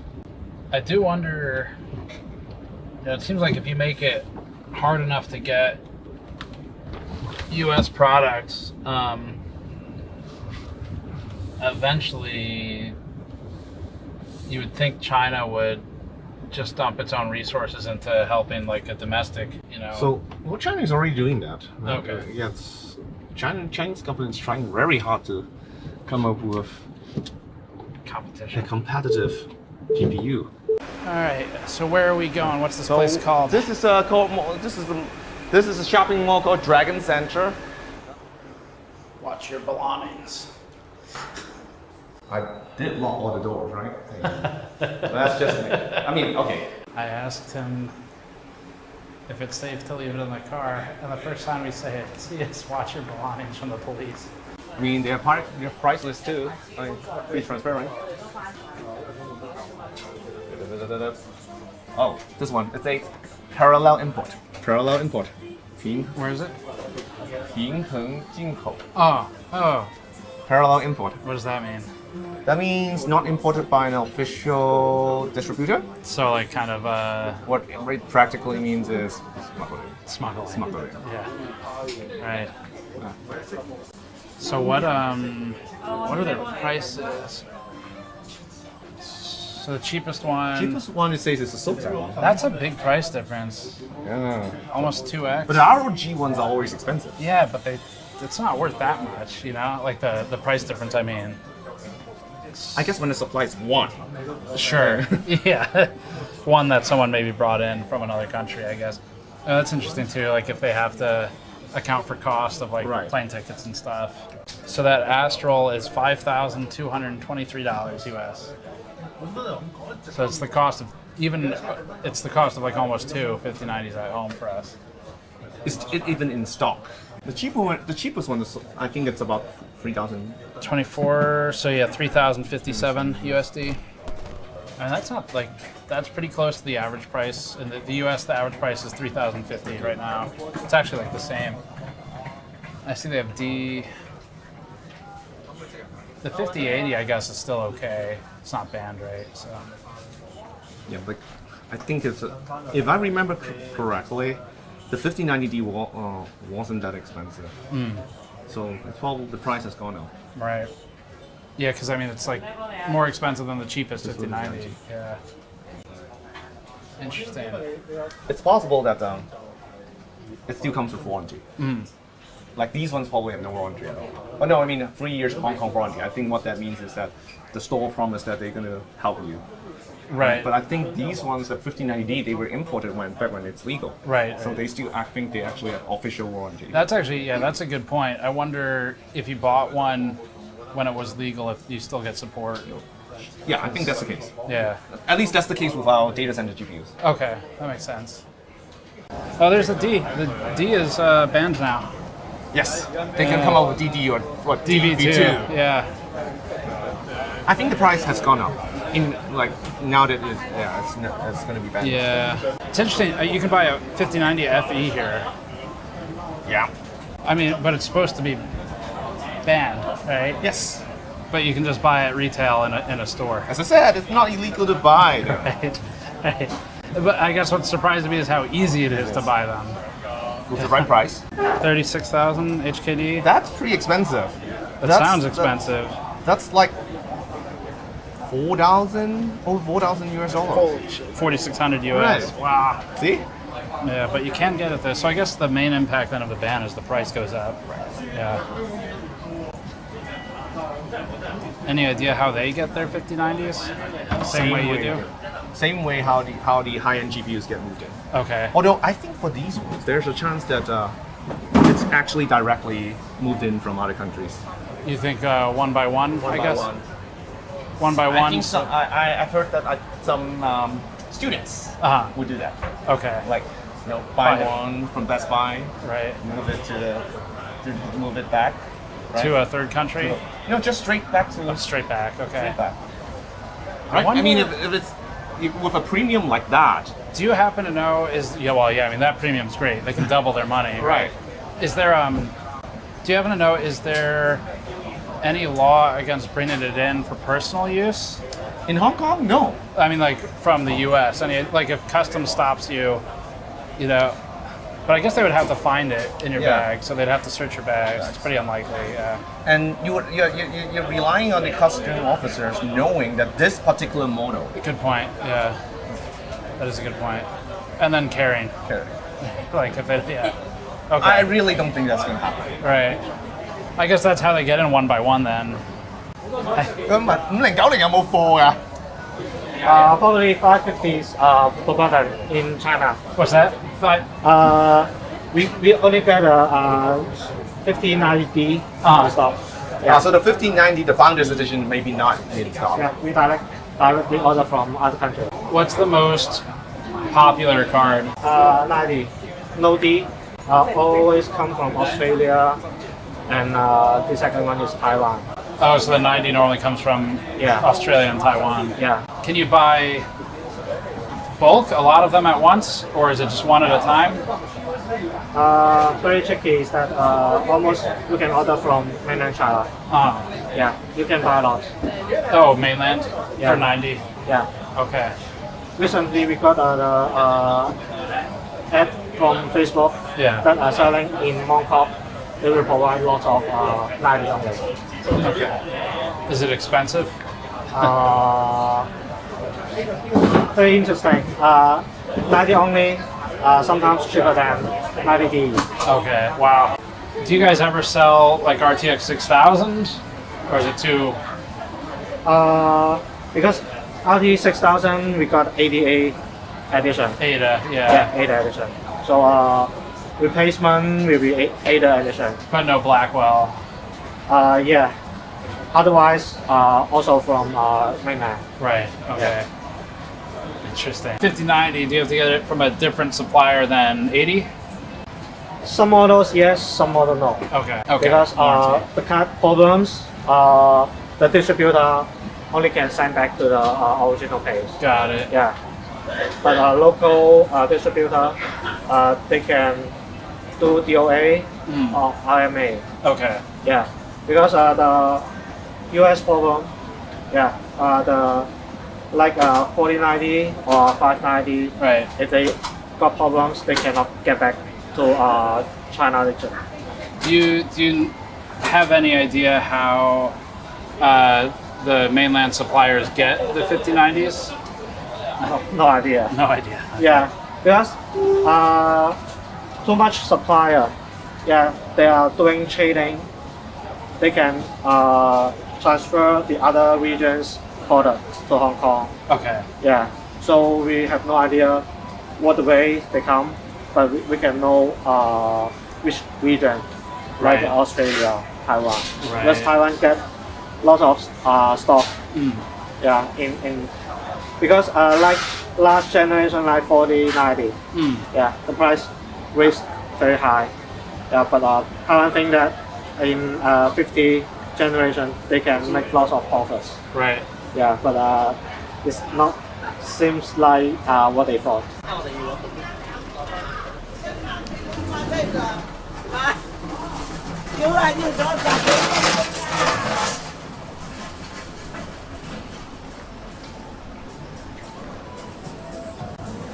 It is still funny to me, just like the how much it flies in the face of U.S.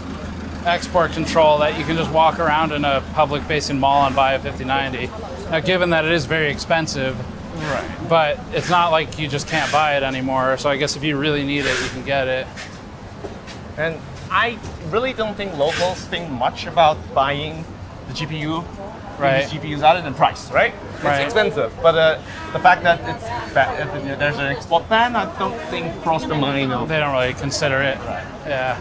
With that, we wrapped our first full tour of Hong Kong. The city was impressive and filled with character and culture and GPUs, apparently, because one of our next stops sent a message the night we were planning to hitch a ferry to Shekou Port in Shenzhen. He told me they had just received a batch of GPUs to their Hong Kong warehouse and that they were en route to their Shenzhen facility and that we could buy a GPU as soon as tomorrow, as long as we wired him money immediately. That seems like the responsible thing to do, and because it's fully above board as a buyer, and because he also texted me a photo of an RTX Pro 6000, which was very intriguing since it's Blackwell, we decided the best way to learn about buying export-controlled GPUs in China would be to just do it. So far, all the contacts we spoke with were aware that some form of factory repurposing, theft from the line, QC reject repurposing, repair, and actual by-hand smuggling are involved. But none of them knew for sure how the GPUs actually move. To get closer to the source of the movement,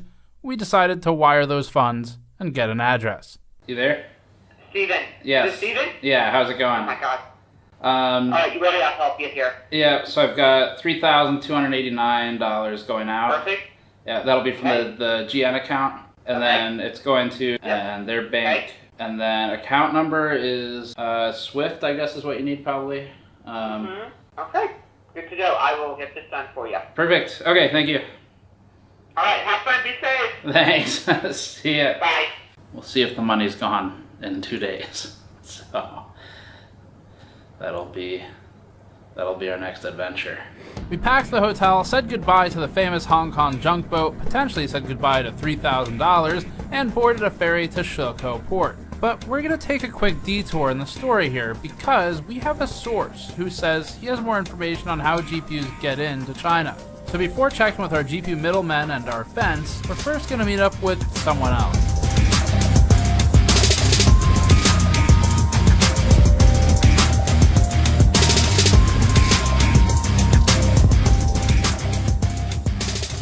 Next up, we took a couple-hour car ride to Huizhou to meet with a guy known as Mr. 5. Huizhou is a city with some serious grit.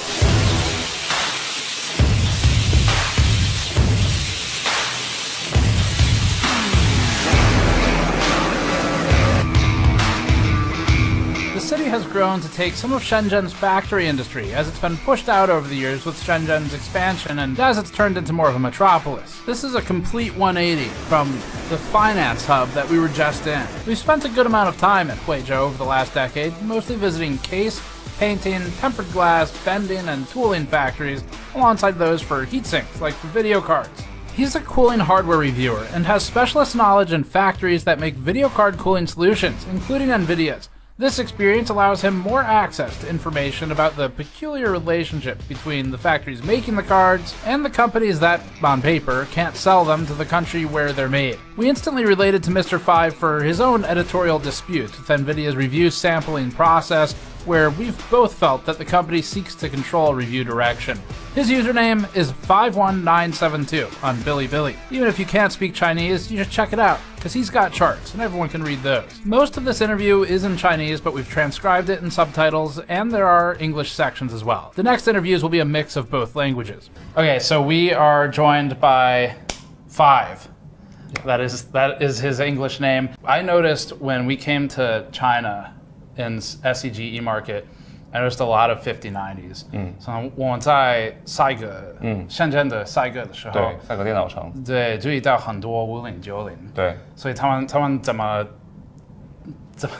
进来中国？哦，怎么来到中国？对，是这样，就是中国本来就是芯片和散热器的制造地，它制造很多5090，这是第一。第二呢，就是虽然中国的大陆是就是国外对中国大陆是禁止销售5090的，但是中国内部并没有禁止5090。然后还有就是中国和深圳和香港很近，他们只有一道海关，很多人他可以从那边，从香港或者是从其他地区、其他国家，比如说美国、日本、新加坡等等地方可以购买，他们可以人肉背回来，就是自己携带回来，这是在中国是不违法的，他们是可以购买的。那当然还有最后一个就是可能会有一些人他为了牟利，他为了赚钱，他会去选择走私的方式，然后通过一些特殊的渠道把这些东西给带回来，是这样子。Do you think most of the banned GPUs come in one at a time? 你觉得大部分的北京的 GPU 他们一个一个来？它有很多形式了，就是我们中国有一个特殊的职业叫做黄牛，它可以每天往返多次，它可以每次都带回来，它也可以去组织人，就是大家一起去香港购买，然后赚差价，可能一张卡它会有500人民币到几千人民币不等的这样的一个差价，然后会通过这种手段去外面去购买带回来。那这种行为，严格意义上来说可能是违法的，但是，总是有操作的空间吧，应该这样解释。然后它可以组织不同的人去从我们深圳到香港，或者是到其他的国家地区，然后购买回来。当然了，这里面还会有一些其他的渠道，比如说，留学生他也有可能也可以带回来的。这个东西其实我们中国国内对5090并不禁止。几个月前，背一张5090从外面背回来的话，可以赚到差不多2000到5000人民币的一个差价，可以赚这么多的钱。那最夸张的时候，一张5090就是在今年春节刚刚发售的时候，我们可以赚到，就是比如说我们从海外带一张回来，可以赚到1万人民币。所以对，所以就是它的利5090吗？对，一张就可以赚到1万人民币。所以很多人都会觉得，我如果出国有这个机会，就一定会额外买一张回来。那中国的5090只有从5月份、6月份开始，它的价格才在下跌。那现在的话呢，它距离 MSRP 还是有一定的差距的。它现在还是卖到，就是一些 AIC 的一些次旗舰型号，还是要卖到22000元到25000元左右。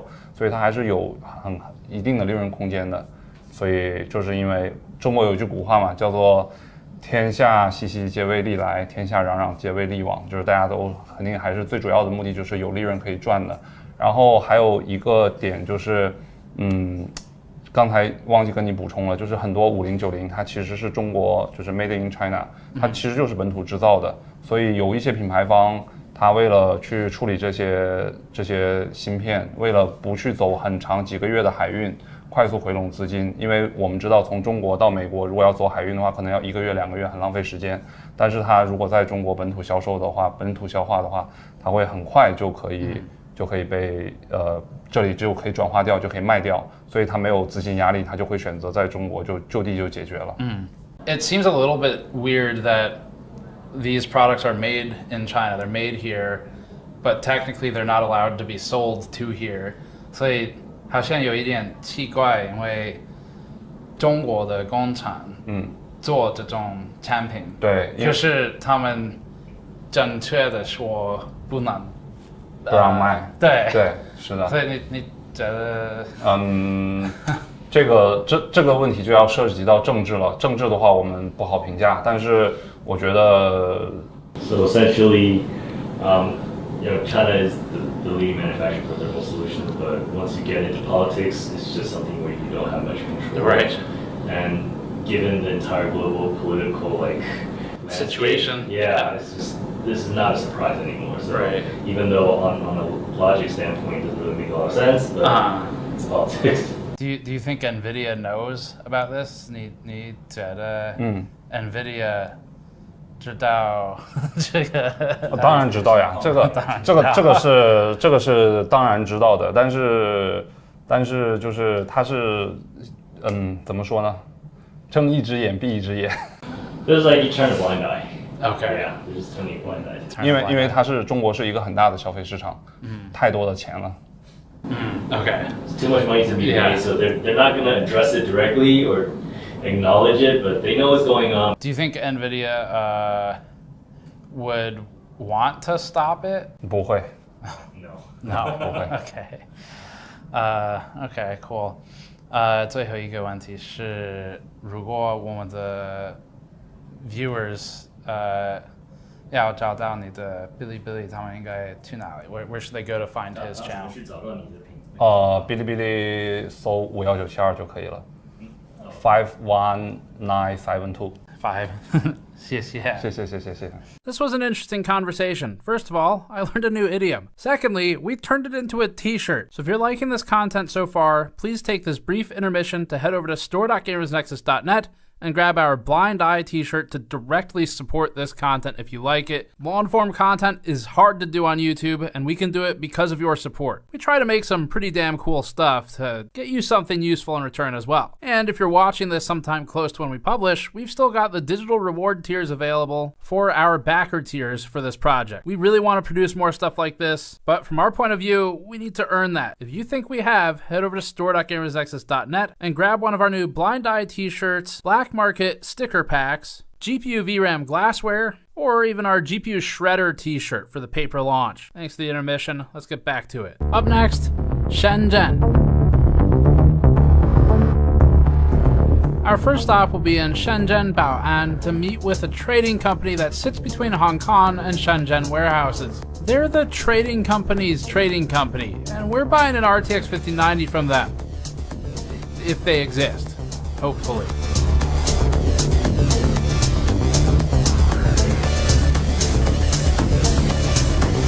Shenzhen was a fishing village just 40 years ago. Now, it's one of the most technologically advanced cities on Earth, and it's grown unbelievably fast. Shenzhen got growth from pushing farming and fishing out and bringing factories in. Now, it's even starting to push some of the factories into the outskirts. Shenzhen has some extreme cyberpunk vibes with its mix of technology and surveillance. It has packed tech markets in Huaqiangbei, including some of the weirdest computer parts we've ever seen in our prior visits. There are entire buildings dedicated only to small phone repair shops with their own kiosks. Another building dedicated to a mix of computer hardware, gaming, and miscellaneous components. More still, for just integrated circuits, literally an entire building where people pretty much only sell things like capacitors and MOSFETs. And all of these places have people who know people. That's their job. Shenzhen's technological rise comes with it an uncomfortable omnipresence of CCTV and facial recognition, which feels more fitting today than ever before, now that we know worldwide government facial recognition is a big user of AI GPUs. We started the day by meeting up with our translator for the next 2 days, Raymond, who's helped us on factory tours for years. Because Uber doesn't work in China, since it uses the Google Maps API and Google is blocked by the firewall, Raymond was also our man with the locally compatible apps to get us places. This became especially important now that even cash is becoming less acceptable by some cafes and restaurants. Everyone's moved to paying with the WeChat app. With our ride booked, we're off to see if the wired funds turn into a GPU. 对吗？好，谢谢。这个吗？对对，好好。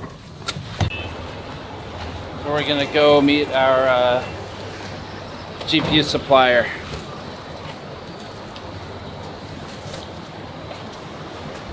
These guys seem to understand that we're media and we wanted to film, but we weren't 100% sure. So we walked in with the cameras off, and once we established that, we proceeded. Like, would one of them want to talk with me about just buying and selling GPUs? Or Yeah, 可以，就是 can't show their face. Oh, okay. Yeah. And our company name. Oh, okay. So you don't want... 因为懂的。Yeah. Okay. So we can talk about it, but don't show face or name, I guess. Yeah.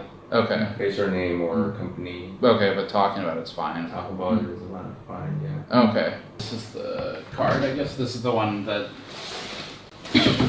Yes. That I bought? Okay. Can we record this? Yes, yes. Okay, yes. let's do that. 是新的吗? Yes.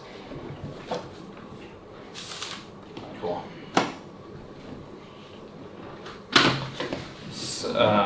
From the Hong Kong warehouse. What's the most common GPU your customers buy? H800啊 H200对 H800 然后 A800这种然后5090D 然后5090DD 准备要出来，常见的型号就是这里。已经有那个 Blackwell 吗？GB 对 GB 100 GB 200。听说过，GB 就是可是还没有吗？没有。Okay. How popular are like 5090, 58 or 5090, 5090 you know, class cards versus the AI H100, H200? 就是那个卖的比较好啊，5090。游戏香港的80。5090D 卖的好一点，我们主要是卖5090D，因为这个美国限制。对，这其实老实讲，5090很少出的，很少出。对。I heard the 5090D is like NVIDIA stopped making it. 听说他们的5090 DV2 对吧？对对，然后要再有点奇怪，要5090D 也不供了，以前是供给我们5090D 嘛，对，现在也准备不供了，然后说要再继续阉割一下，变成5090DD， 对 ，Double D， 我们也觉得很奇怪。You sent me the RTX 6000 6000的，可是在这里还没有对吧？在香港。对，在香港。这那是你第一个 RTX 6000的吗？不是，那个是在那个香港的这个总代手上，就没在我们的库房。Okay, they have it in the Steam. You basically buy the GPUs from a distributor. You mean the agent? Yeah. 对。 Oh, okay. Yeah. Everything is treated as D. Yeah. RTX 6000, 这是我们的视频。96 GB, right? Yeah, 96. Yeah. What's the price in your country? 大概呀，差不多。哦，差不多。Yeah. 那你们买回去需要交税不 ？Do you need to pay the tax fee for? Yeah. 加上税就是大概9000美金。那还是蛮高的。 So I guess is the most common user like AI companies, robotics companies? They don't really sell to end users. It's more like trading companies. 都是贸易商。对，所以我本身就非常好奇，我说，哎，为什么？你们是贸易商吗？是怎么会美国贸易商过来买这个东西 They don't usually get this type of inquiry, like single. Yeah, single. Purchase. We had talked about GPUs for like 40 minutes at this point. I guess they got bored and they started asking us questions, but we'll just include it because it's kind of a fun culture exchange. 你们是从美国哪个地方哪个州过来？听说过北卡州吗？啊，北卡罗纳。知道。北卡没听过。北卡有一个大学。Michael Jordan 对，打篮球的。对，北卡是在东部。对，东部。对。你的中文为什么这么好？因为我喜欢学中文。Does anyone buy AMD AI GPUs or AMD like 高 high end？ 很少 ，AMD 其实老实说 ，AMD 的显卡都很少有 MI 用。二手的以前有出过，但是新的高端的很少。因为没有 CUDA 嘛。对，没有客户喜欢 CUDA 知道吗 ？CUDA C U D A。对，因为 AMD 没有，所以。对。Intel 的更少。它有那个新的 B60 Pro。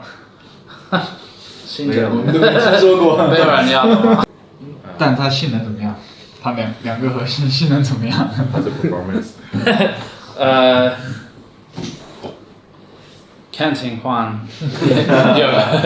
周末卖过去了吗？没有那个限制，没有限制，没有。There's no restriction. Correct. Yeah， 没有北京的。但是我没用过。They said that NVIDIA sells them to distributors, I guess, and then they get distributed into here. Okay. Do you think NVIDIA knows about people buying and selling the banned GPUs in China? Like, are they aware of that? Do they try to stop it? 对，就是它是这样，可能就像睁一只眼闭一只眼，他知道是有卖，但是他明面上他会讲不要买。They know, but they're like, yeah, you guys can sell it, but we don't want to know about it. Yeah, we don't want to. Like 睁一只眼闭一只眼。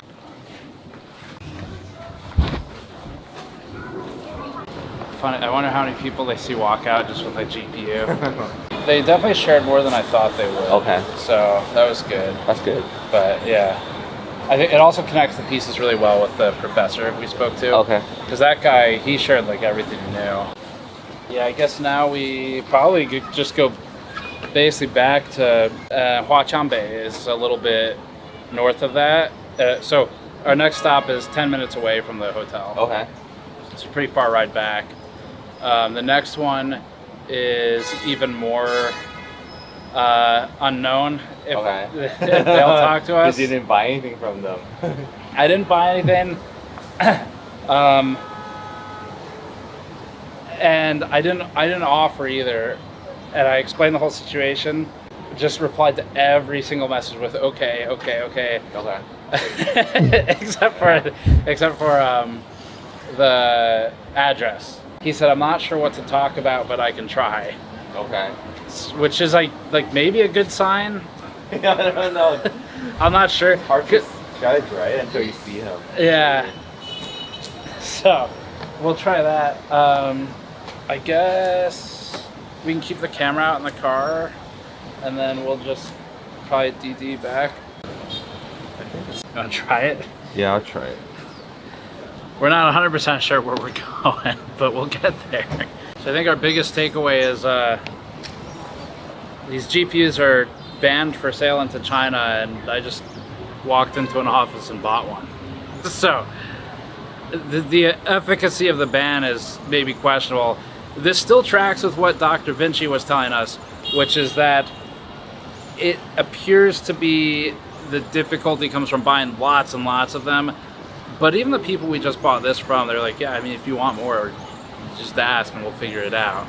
So the whole concept of this is a thing you cannot own or purchase in China, it really just doesn't appear to be as strictly true or simple as we might otherwise think from the surface of an export control or a ban. You'd think you just can't get it. That's not the case. You can get it, and it's not even that much more expensive than what I would have paid in the US. In fact, their RTX 6000 Pros are the same price, actually cheaper after taxes in the US if you buy it here, and that's also export controlled. So that's our that was our adventure getting a GPU. Move on to the next one.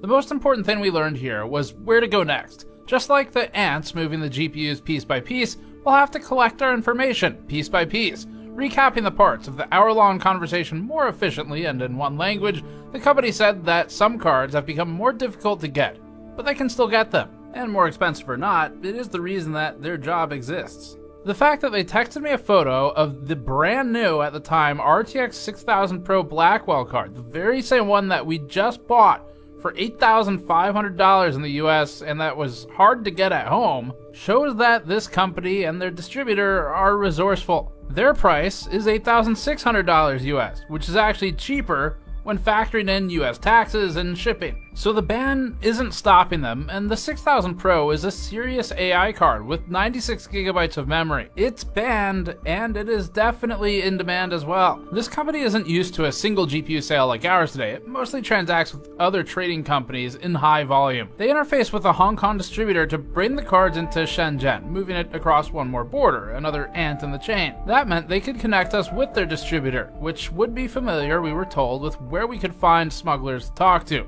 But this company itself neither knew many smugglers directly, nor knew many end users, and that's okay, because each link in this chain will get us one ant closer to the information we need. So we took note of their information on the distributor and the smuggling side to use when we got back home. Seems like a conversation to not start until after US Customs, and then they helped point us toward our next stop. Up next, Huaqiangbei.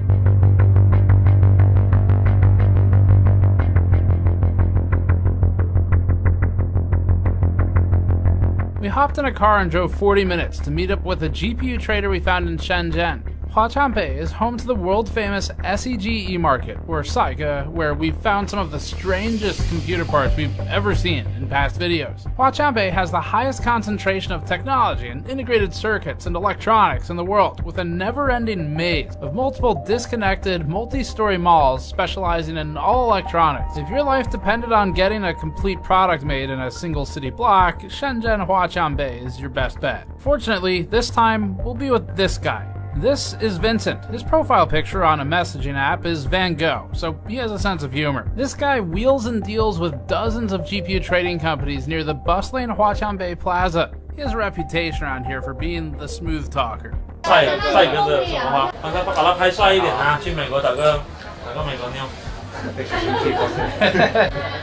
我还没有这勇气做大波浪呢。你做大波浪更好看。哦，显老哎。不显老，你还年轻呢。Our first impression was that this guy knows people, and they already know him. And that's what we need. Vincent generally seems to have an attitude of getting shit done. But before we met him in person, we had some concerns going into this that it would be fruitless, or that no one would even be there to meet us. Alright, so a second location to try and talk about GPUs for this one. No idea how this is going to go. I've been talking with the seller back and forth for a couple weeks, and every single response is 2 letters, okay. And so I don't know what that means. Raymond is going to try and explain the concept. Okay.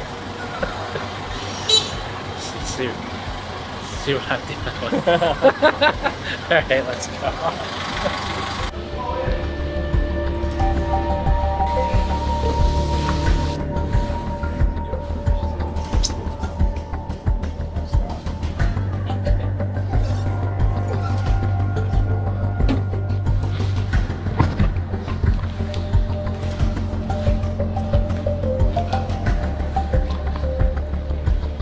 It looks like the right place is like a lot of tech companies. Yeah.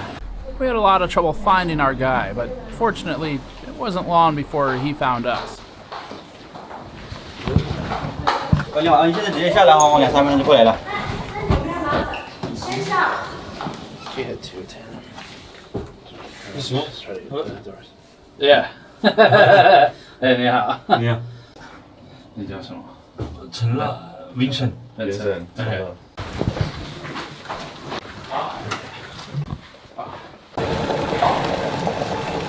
啊，所以你有在卖这个 ？He's pretty open about it. Okay, yeah, whatever he knows. 啊，谢谢。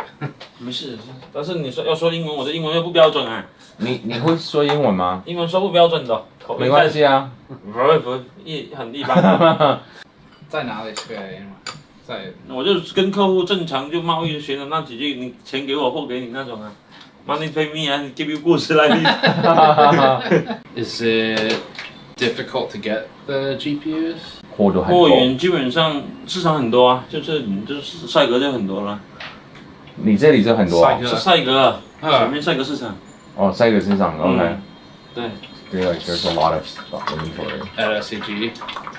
So does he like just buy and sell? Is he a trading company? I guess. Yeah, he's a trading company. Trading company. Yeah, 对，贸易公司对。So mostly from SCG. How do the GPUs normally get here? Like what's the process normally for them to actually? Because 因为这个 high-end GPU，high end 怎么说？高规的比较贵，所以高规的 GPU， 现在是美国北京的，对吧？对。所以他们怎么正常进来中国？进来中国正常也是通过香港就进来了。通过什么？香港啊。香港。香港。从香港。台湾也有啊，台湾人也往这边卖啊，一样。所以台湾跟香港，然后他们one by one 一个。他是怎么进来？一个这样子，还是一个柜，还是一箱呢？一个啊。一个。啊，就是你买一个，你顺便像你这样在香港买，然后带回来也行啊。这样子哦。对，一样啊。这样子够吗？那只能慢慢搬咯，人多，大陆人多吧。Oh, they do more piece by piece. Yeah. Yeah. 所以如果客人要很多，基本上都是什么？那就是也只能香港交咯。From Hong Kong. Yeah. Is there any consequence for bringing them in? 就看你什么显卡了。如果是它那种静止的，是不是？是。静止的上基本上国内也没有，这个你只能去通过国外去买，国外的渠道去买。但是说国内的基本上就5090啊这些通用的这些就有嘛。这些就工厂啊，他们都自己出货，那正常在销售的东西就是存在的。而且你说那些高端的什么服务器啊，那你只能去国外买。OK。这国内也没有。Does China care? Does Hong Kong care? 会有一些罚款或是禁止令或是什么？中国政府在乎吗？不在乎。这个本来中国政府是跟中国政府没什么事的，是禁止是美国禁止嘛？是英伟达他们不能再往这边销售而已啊。So like in China, it's not like a real restriction, right? It's more from the U.S. side. Right. Yeah. So 5090是有禁止吗？是有禁止还是没有？我都忘记了。是禁止的。禁止，但是市场上确实是有啊。But yeah, everything he says you can buy from the shops. 等一下，你也可以去帅哥拍一下，就有帅哥就有啊。各自就是每个人个人的渠道我们就不知道，但正常我们可能就从香港买一点啊，比较近嘛，就这样。Yeah, like he doesn't exactly know where, but like Hong Kong is like the most closest and most common. Yeah, it's easiest to bring it in. What's the normal like order amount? Like how many cards does a company normally buy? 平均买的卡通常是买几张？正常像我们就很小啊，我们可能1-2张而已。1-2张。1 or 2 single units. 最常要的是哪个 ？Like 比如说 A。没有，我们这边可能畅销的可能就4090，稍微还可以，其他的就像5090太贵了，没人要。拿到货所有的都是北京的。这些就基本上4090就是比较常见的嘛，像 B100、200这些都没见过的。就是没有H20啊这些都看不到，没见过的。正常就是4090、5090这种就正常，就是这种游戏卡就基本上能看到。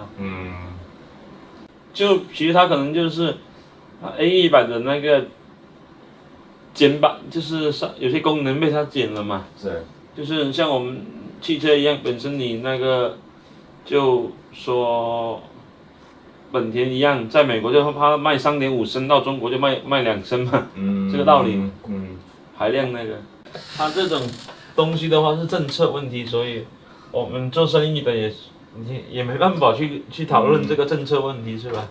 他们怎么那些什么原因呢？我们也不清楚，那只能说，对于我们来说就简单，那市场贸易就是有货有什么货可以卖我们就卖什么，不能卖我们也没货。这是你自己的公司吗？对。OK。所以你多久做哪种工作？你做这个工作多久了？做这个工作就10来年了吧。听得懂我的不好中文吗？没事，10来年了吧。18年。10多年。10多年。10多年。10 OK。你应该就是好喝。它简单，北卡我知道，好像是北卡有个大学很出名，出很多球星是吧？知道你看篮球。Michael Jordan。北卡好像。Does he need to make any trips to SEG to buy stuff that we could potentially go with him for? You know what I mean? Like if he has any need to go to Saiga to buy stuff, would he be interested in us following him to accompany him? Yeah. If you could find a soft way to present that, I guess. 可以啊，可以啊，你 go with them. 我们带你市场逛逛，那个很简单。Oh, okay. Okay, I guess if we see like some of his favorite spots or spots he thinks are the most interesting. Yeah. Yeah. Okay, cool. Yeah, that would be cool. OK. 可以啊，感谢。那我们过去啊。Is it walking distance, do you know? Yeah. Oh, is it really?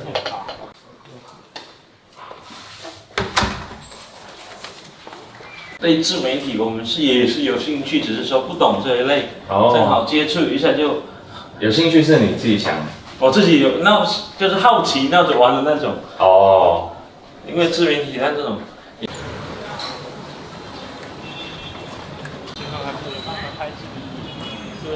Vincent led us over to various large wholesale and consumer retail markets. His office is about 10 minutes away from SEG E-Market, which is his daily haunt. There's one peculiar detail in all of this. Vincent has customers both in and outside of China, but his foreign customer base is relatively high. He mostly deals in RTX 4090s, which seems to be a trend, as you'll see with our smuggler contact at the end of this.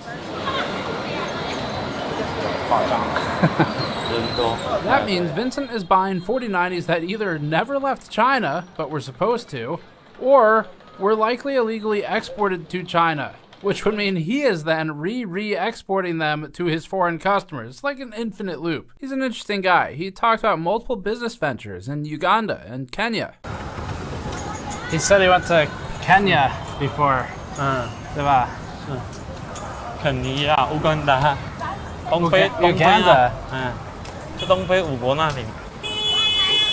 Uganda 为什么要去？以前是想去那里做生意的，去卖那个内衣的。He said he had a business there before. 想去还是去考察了？去考察。He wanted to go there and start a business there.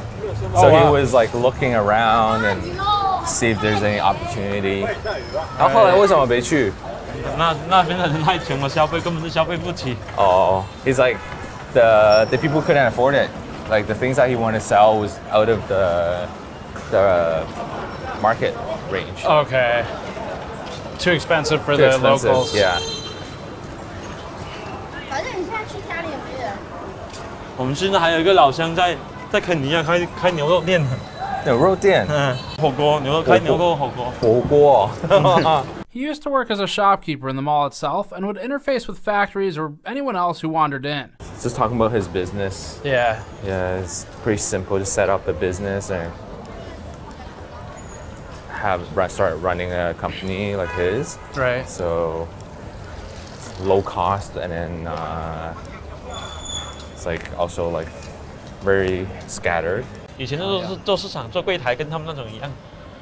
He used to own a shop in there. Oh, really? Yeah. 这边是卖电子的 IC 的啊，这边就是卖手机配所以件的。这边是 IC 的啊，这边是。Hello。哎呦。在市场。你觉得他们在给我们拍吗？应该不会。OK。不可以拍是吧 ？OK。那就不拍，就是让他不拍就好。我逛过去就好，不拍。OK， 好。那光 We can you can put it down to the side. Did they let you do it last time? We snuck around them Oh, last really? time. Yeah, we looked for them, then we went around them. Oh, wow. These days, he's closed shop and is a buyer instead. He mostly takes orders online, doesn't keep much inventory, and just walks across the street when an order comes in that day. It's basically like a concierge GPU pickup service. 卖显卡。4090D，4090。对。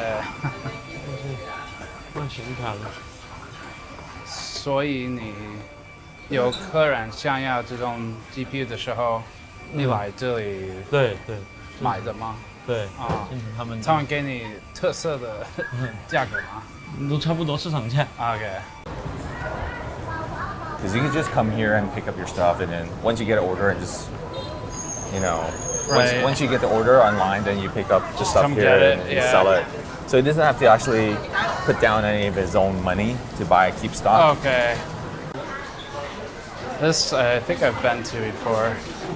这是帅哥嘛，卖笔记本啊，卖电脑啊，这门是。另外一层就是显卡。Guard, camera down. 所以你在这里有最喜欢的商店吗？我们就以前矿机的商店基本上都矿机 BT miner BTC miner BTC miner. Okay. mining. Vincent did what we soon learned he does best, which is connect us with people. He brought us to a friend of his who sells Bitcoin mining hardware and GPUs. 他们这种是做自媒体的，不是现在跟他们搞试试看的，他们那老外玩自媒体怎么玩。你好。英文讲那么好？没有啊。你有5090吗？5090有吗？就是好奇经常多少钱？This is where we learned the relationship. She thought he was bringing us here as customers, so she didn't want to share his cost with us. She said it's up to him to tell us what the price is, and then she'll tell him the cost. 我等一下我发给他。你直接跟他说是没事的。我看一下帅哥的。Okay. Yeah, A1000. What? A1000. 现货多少钱？ Where's that?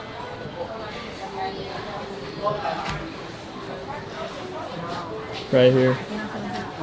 Hello，微星19800。19800。微星的。19,800. That's not bad, honestly. Like that's pretty close to U.S. pricing. 2,600. The average price for a 5090 right now in the U.S. is $3,054. It's actually like cheaper than average. But That's what the other guy was saying, right? Like the prices is like so similar. 谢谢。所以跟老外搞一下自媒体，看能不能宣传一下，帮你宣传一下，把美女拍漂亮一点。这国外的是吗？啊，拍漂亮一点。帅哥的什么花？上件叫什么名字？我看不懂中文字。音创。YC miner。BTC 的 miner。OK。中文讲的还挺好的。他们也有做矿机吗？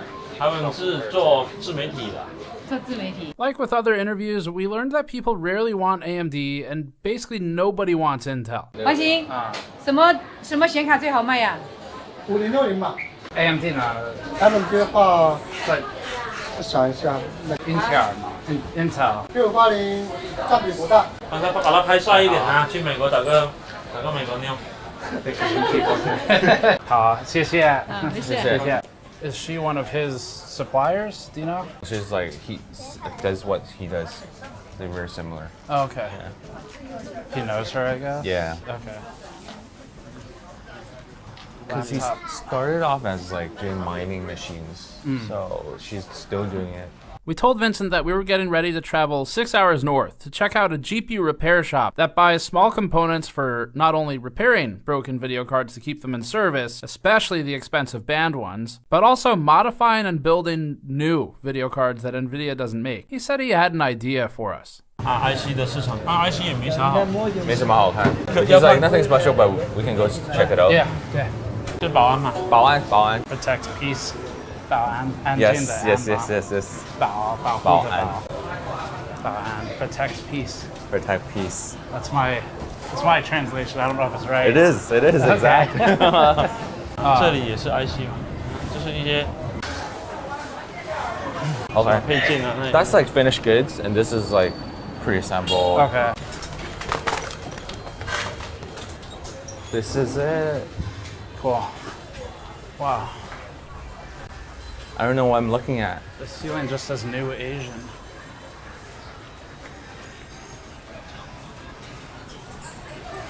I don't think I've ever been in here before. This is cool. Yeah? Yeah. MLCCs, capacitors. You find those on GPUs everywhere. SMD, service mount device, DIP.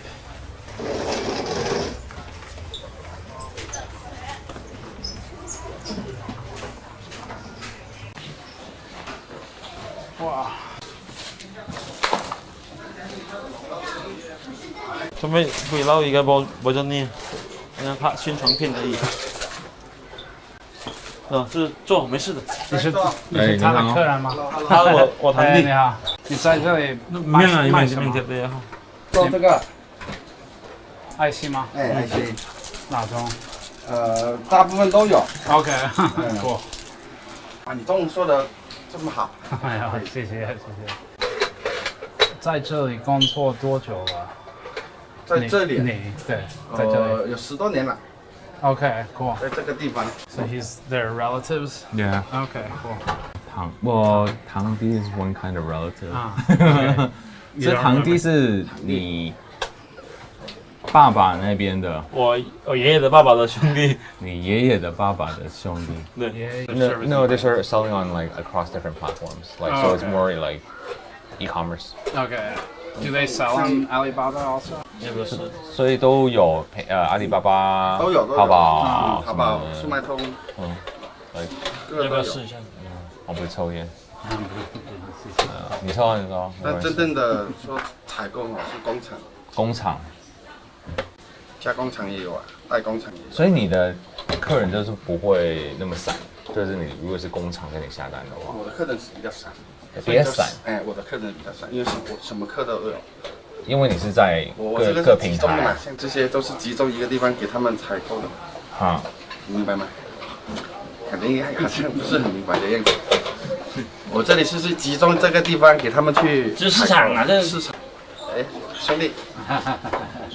谢谢。You know, 兄弟 means. No. Brother. It's like brother. Yeah. 兄弟。兄弟。而出咩嘅比卡嘅？ This is like a central place for a lot of factories to come buy stuff. Okay. So, like, you know, all the vendor suppliers are here, so they just come here and grab this from this guy, grab this from this other store. 工厂啊，主要是工厂。工厂 factories. 然后零售、维修啊。Repair shops. 维修的。工厂的，比如说 SMT 的吗 ？SMT 知道吗 ？SMT。你唔算啦嚇，速成做啫咩？做咩㗎？你唔算貼上清喎。所以貼上清，貼片廠。我 try。Yeah, everything is sold online.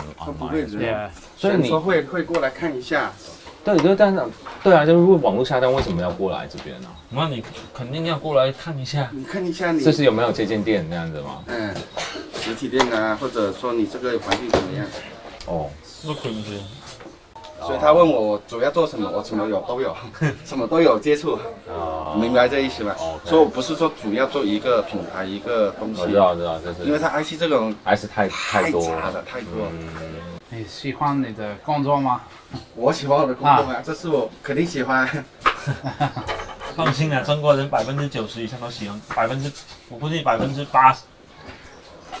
以上都是喜欢他的工作，只要他能为他挣钱了。对，有挣钱就喜欢，赚钱就喜欢，不赚钱就不喜欢。不赚钱就换掉嘛，就是不赚钱太累。What's he saying?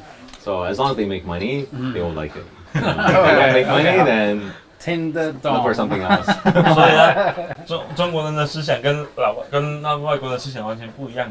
我们是根据我们挣钱去为了生存而去干，他们是为了他们兴趣去干嘛，是不是 So he's saying it's like Chinese are different from Chinese is like it's more practical. 中国太累了，真太累了。 Vincent's cousin connected a missing link for us. People like him selling FETs, inductors, capacitors, resistors, MLCCs, and so on for repair shops can help to supply the parts needed for upfit or modifications. For GPUs, someone doing this kind of work but specializing in video cards might source additional VRAM, for example. He told us about how 5090s are easy to get because the local factories supply them, matching Mr. Five's comments earlier. Some of the sellers here told us that they're capable of sourcing devices like A800s or even A100s. They just didn't have them on site. They have them in a more secure spot. That's because there's a separate area for the warehousing. Unfortunately, we learned where they are from our new friends in SEG. Like every other link in this chain, we're getting closer to understanding the full story with each person who pours some tea for us. Yeah. 感谢，太感谢了。没有才这个才有空来喝茶才好。最喜欢聊天。Why do you say Cole? He likes chatting or hanging out. 对，因为跟不同文化的人交流一下，可以接触到不同的那个，像一些文化方面的交流。He was like they enjoy chatting with like different types of people, like just to like learn from different culture, and they really enjoy that. So we agree, but it was time to head back because tomorrow we had a morning to kill.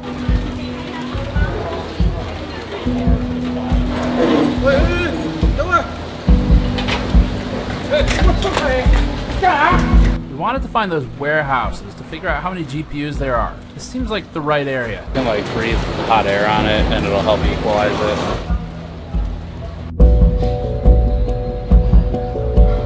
We only had a couple hours before our high-speed rail appointment.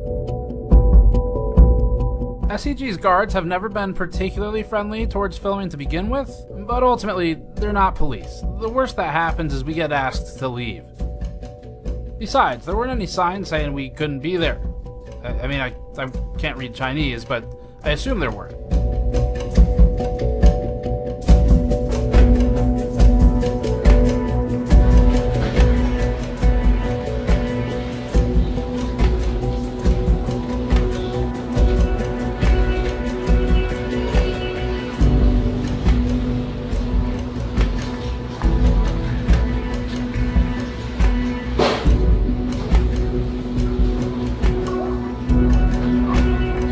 Freight elevator looks promising for the warehouses. Yeah.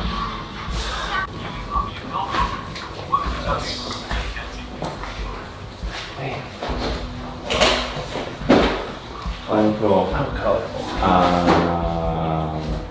Distributor.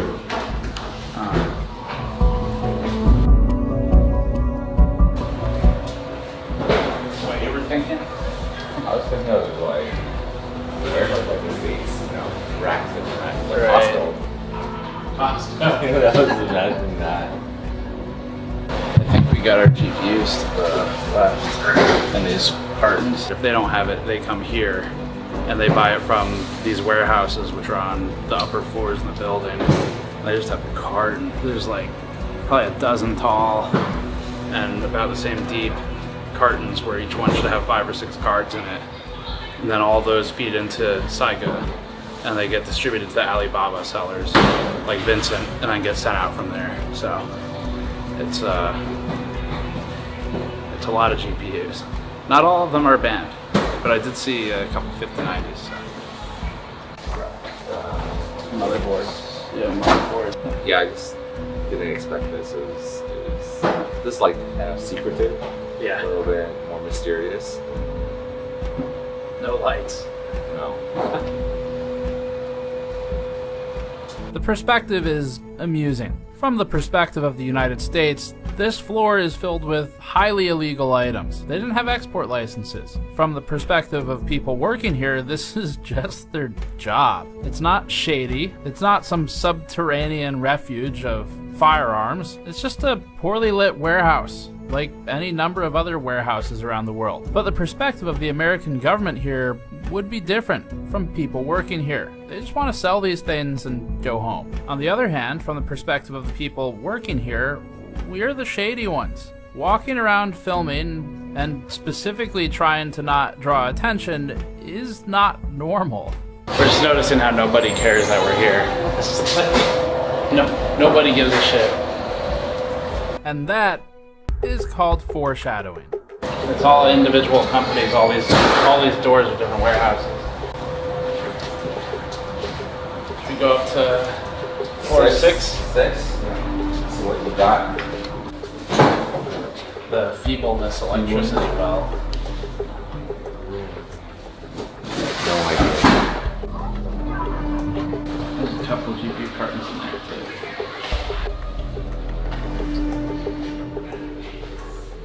It was around here that we were asked to stop recording, so we didn't capture what they said, but it was "Ganshama, what are you doing?" Raymond smooth talked our way out of it. We gave our buhauises, and we called it the successful shoot. What did they say?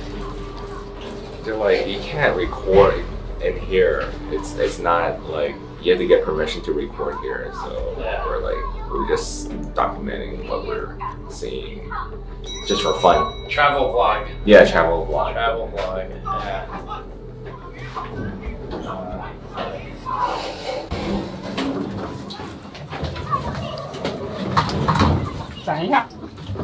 对。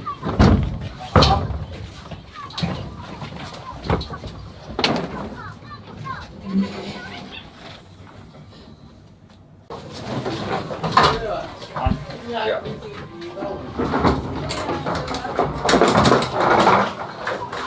Raymond, we got kicked out. Yes, we did. You did your best to smooth talk them. Yeah, we just told them that we're just documenting the vlog and walking around. Yeah, they didn't really care. Like, they just kind of want to make sure that, nothing crazy was going on. Because they didn't like escort us out. They just walked away. No, they were like, oh yeah, okay, no worries, and then they walked away. Yeah. Yeah, they were nice about it. They knew we weren't really doing anything. We've learned a lot about the GPUs, and now we're back out into Shenzhen outside of Saiga Market, a couple other places. So next up, we're going to go to Zhengzhou and meet with a repair shop who builds custom 48 gigabyte GPUs. So we'll do that next. Up next, Zhengzhou.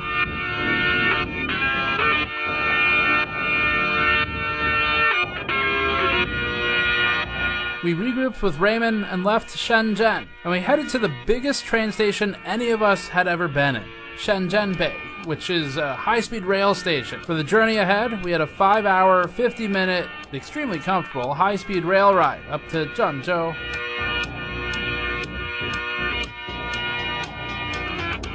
The train goes several hundred kilometers per hour, which is good because we had to travel somewhere around 1,700 kilometers to get to where we were going. This ended up taking about the same time as a flight would have taken with all the airports factored in. But the reason we were doing this day trip was to visit Zhang Ge's repair shop, or Brother John's repair shop. He is famous for repair on Bilibili. His independent repair shop has some Rossmann-like vibes in some ways. He's got video cards all over the place, spare parts everywhere. He saves everything that he can salvage and then rips the good components off of the boards to reuse them for other ones. But Zhang Ge is an interesting guy in this chain because he's not directly part of the GPU black market. What he does is fix video cards. He does that for consumers and for companies. Sometimes that means people want him to modify video cards to double the VRAM, for example. That's where it starts getting into the territory that's interesting for our movie today. So we're in Zhengzhou. It's about 6 a.m., scorching hot. It's about 30 degrees Celsius already.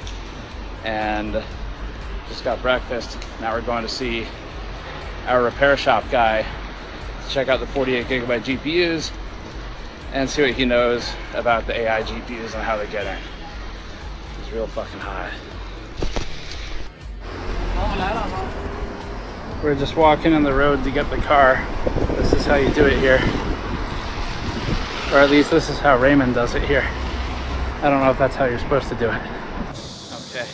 All right, so we are at John's repair shop. He's up there right now working on GPUs. You can see him in the blue vest. We get a pan up there. So we're gonna go in and work with them on counterfeit GPUs and 48 gig 4090s.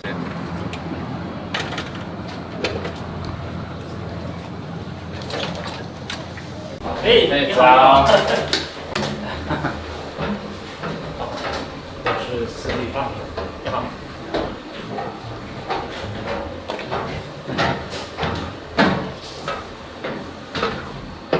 这是泰南。啊，你好，你好。这是 Raymond。你好，你好。翻译的。好。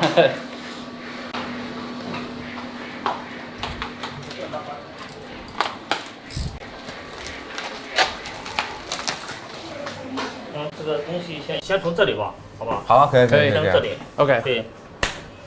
OK， 好。我们这边是测试的平台啊，就是说客人修好的显卡全部要在这里压力测试2天到3天左右。啊，你们一天多少显卡测试？一天我们大概最少要50张吧，50张最少。50。对对对。OK， 这么多。对，像这种4090啊，像这种5090啊，是吧？这都是在排队测试的。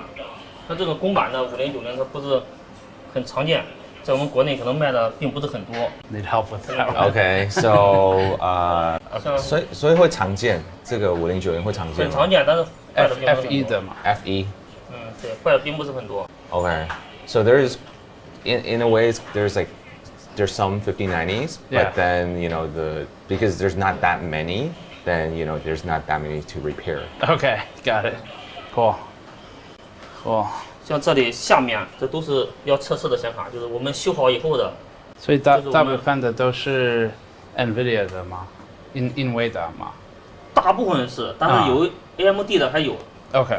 都有，一般都是69、68、79，还有6700。对，旧的显卡。OK。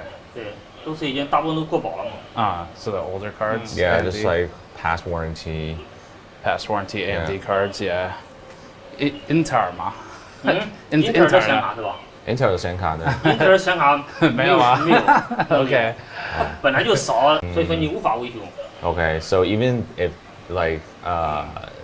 there's not many like the Intel cards, and then if they want to repair it, they're unable to repair because they don't have the information or the experience in dealing with that. Okay, so there's not really any info for the Intel ones. Not any okay. Info, yeah. Nice. These are all finished, repaired, ready to go. Yeah. So they have all this here, and they're gonna weigh it, wow, and then have everything packed and ready to go. Cool. Are most of the cards that come in local to Zhengzhou, or are they from like all over China? 从不同城市会寄过来，然后对，全国各地。全国各地。对对对。他们怎么知道你啊？他怎么认识你来，然后寄过来？我是做互联网的嘛，做互联网的，平常像你们一样拍一些视频，他们通过视频了解到的。然后是透过视频了解到。对对对。Okay, yeah, through like his channel. Through Billy, I guess. Cool, very cool. 这边的就是维修台，我们的师傅 OK 进行维修。像这里电脑都准备好，测试修好的显卡。然后 This is cool. This is a schematic, I guess. 对对，有可能只坏一个电阻，可能耗你几天的时间。Oh, really? Yeah, if it's like short circuit or it's like missing circuit. Are these? It takes them a while. Is it hard to find the schematics, the drawings, I guess you'd say, but. Oh, yeah, for okay. older models, like for the newest ones, and it's usually takes a while to. 4E2. Is that what it is? Yeah, schematic. Okay. Do they ever do GPU swap? 比如说 GPU 坏的，拆掉，对，可以再找个好的装上去，在另外一个卡放的，可以的，听得到吗 ？OK， 比这个简单多了，这个。Really, that's the easy part. Oh, really? Okay. It's a lot easier than doing this. Okay, so this is actually one of their main fixes. Swapping the GPU. GPU. Cool. That's what happens Okay, cool. after a long time usage. Right, like so that's one of the things that they have to Very cool. face. We spent another 2 hours touring Zhangge's shop. It's pretty amazing. We actually have a full separate video that we're gonna put together and publish. It's gonna take me forever to translate it. And we'll do that because we hit our stretch goals on the fundraiser for this movie, where we said we'll post a full separate breakout video just of his shop because it's so damn cool. But the real reason we're here for this specific topic today is to see how these cards are modified. Because if there's an export ban on GPUs going to China, then it becomes critical for China to be more self-sufficient on keeping those GPUs that they do manage to get in service. Most of the repairs are more typical things you'd expect of soldering. There's board heaters, soldering irons, surface mount components gathered from suppliers nearby, similar to the one that we saw in Shenzhen, and a lot of test stations. But one thing that's unique to China, and especially to this shop, is the ability to take an existing model video card and completely modify the SKU into something that NVIDIA doesn't even make. NVIDIA is intentionally restrictive with how much RAM it puts on cards. Part of that is to upsell people to more expensive model. Actually, that's pretty much all of it. That's basically why they do it. But at shops like this one, they double the VRAM on some of the cards that come through. It's a fully custom SKU. So we wanted to see if he had one lying around that he could show us, and he did one better than that. 你在这里有48 GB 的4090吗？我们可以现做。 They can make one right now. Okay. 对，我们可以现做的。Okay. Did you want me to make one? If he feels like it, if it's not too inconvenient. 所以真的可以现做吗？可以啊。对啊。4090 48G 的，就是从24G 就是转变成48G 的过程。 我可以展示给你们。He could do the from 24 to 48 gig. That'd be cool to see. Right now. Yeah. Yeah. 很简单的。可以啊，可以啊。可以吧？可以，感谢。来前进。 So I think we're gonna make a 48 gigabyte 4090 right now. I think that's what's happening.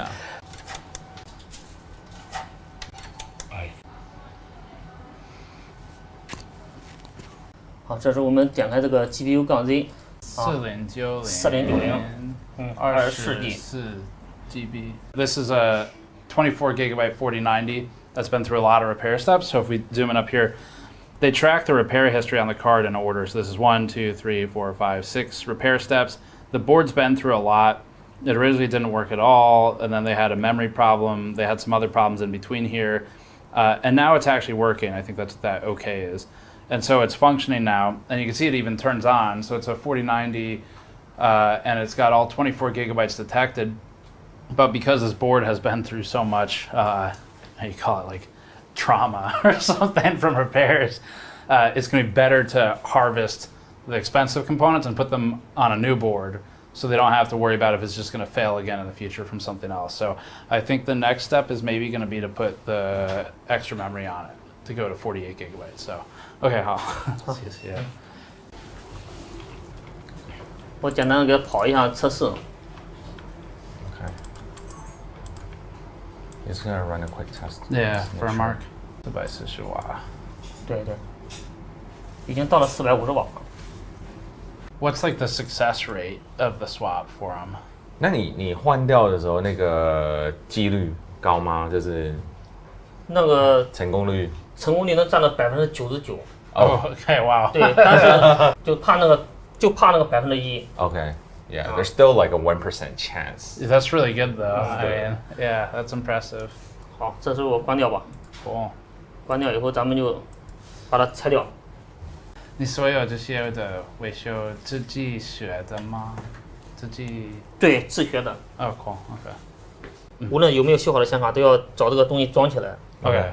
Protect it. 这个是因为防止有静电。哦 ，OK。对，防止有静电。To protect from static. 对。Oh, ESD. Okay. So it's protecting it from static electricity with the cover on the PCIe slot. And now we're gonna go into the lab. So this is the repair lab with stacks upon stacks of GPUs. They test about 50 a day here. Because NVIDIA doesn't make a 48 gig 4090, the repair shop has to source its own PCB. It needs something that has enough pads for all the memory modules they're adding to it. They work with a third-party supplier that builds a PCB, uses an SMT line to place all the VRM components, and has the extra wiring, circuitry, and pads to support 48 gigabytes of memory. That's what you're looking at here. It's a custom board just for this. Cool. 这个就是18G 的 PCB。这拿着这个就拆一下吧。 So I think they're gonna disassemble it now. They're just showing us the PCB. It's made custom. He said you just buy it from shops. They all have it, and he was saying they're very common here. So first is disassembly. Just gonna take apart the old card. So what did he say? Sometimes people buy like 10 or 20 at a time or something? He gets a 10 or 20 orders at a time. And then that was like numbers or model. Yeah, for AI. Yeah. Running like language, running models or whatever they're doing. Does NVIDIA care? Yeah, does he think NVIDIA cares that people, because this isn't an official SKU. Right. Not that he should give, he has no reason to care, but. Yeah. 那个原厂啊 ，NVIDIA 他们啊，就是他但是也不会说，哎，你们不要这样子啊。应该不会吧？应该不会。应该不会。They can't do anything anyway. And it's aftermarket. Yeah. It's kind of like sweeping up your car. Right. Sometimes NVIDIA blocks stuff. Okay. Like they'll do something in the firmware, the BIOS, to specifically try and like block a modification. How long does this step normally take? 这个常常需要大概多久了？5分钟。对，5分钟就可以做了。比较快。So you're going to heat it up right now to 260 degrees Celsius. This is really similar to what we saw with EVGA. And just blasting the GPU with heat. Takes about 5 minutes, and then he'll be able to pull the steaming GPU off. All right, so now he's pulling the GPU. It's going to happen really fast. He puts it on just a metal stand.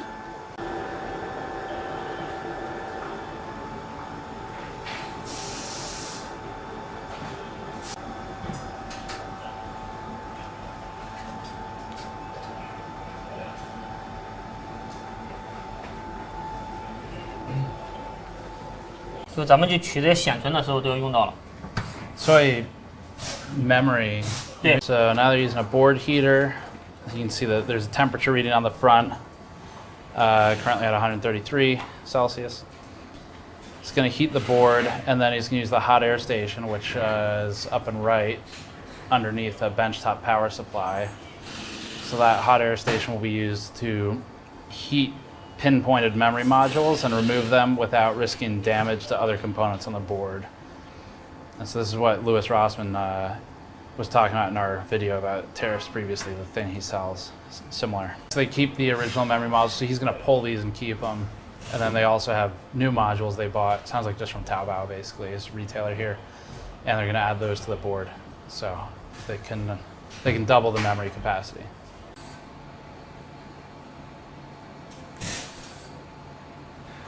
Cool. 它很快，比较快的。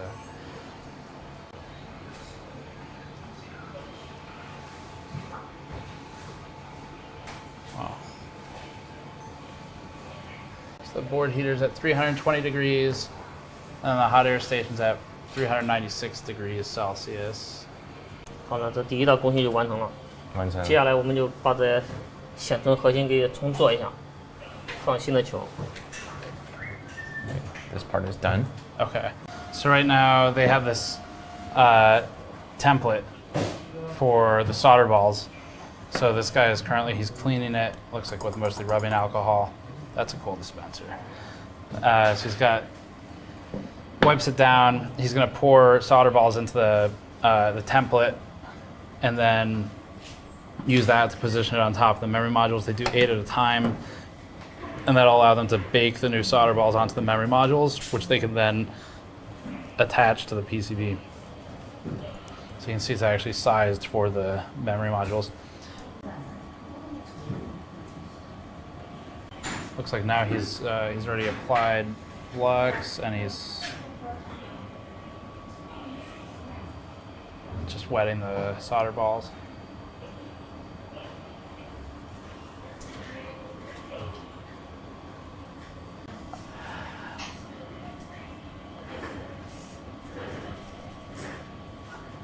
Okay, so now he's using a wick. So this is a solder wick. It's just a piece of copper that basically pulls off the excess solder, so he's running that over the surface. What do 48 gigabyte cards normally cost? Like, what do they normally sell for? 如果是48 GB 的卡，通常卖多少？这样子？应该是2万多人民币。2万多。2万多人民币。20,000 plus. 2,800 US. That's not bad actually.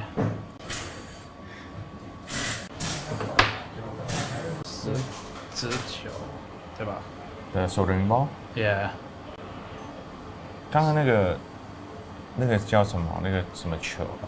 这是气球。气球。气球。对，它这个其实也叫漏网，就把那球漏到刚才咱们拖的那个上面。Okay.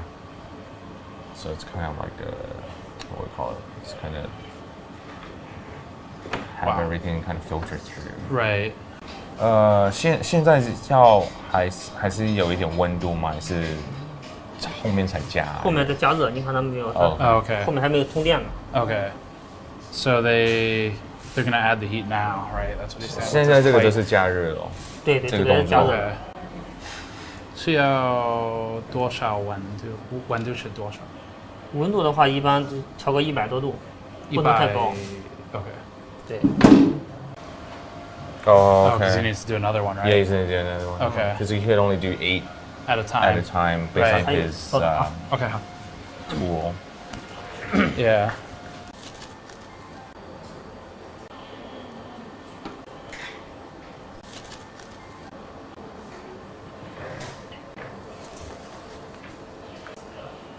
Now he's adding heat, so the hot air station is currently running at 390 plus or minus degrees Celsius. He's directly applying heat to the surface, to where the solder balls are, and then he's got the memory modules themselves heated from underneath by a hot plate. So the hot plate's plugged in, that's running at 195 degrees Celsius, and now he's just holding it down while he presses it into the hot plate.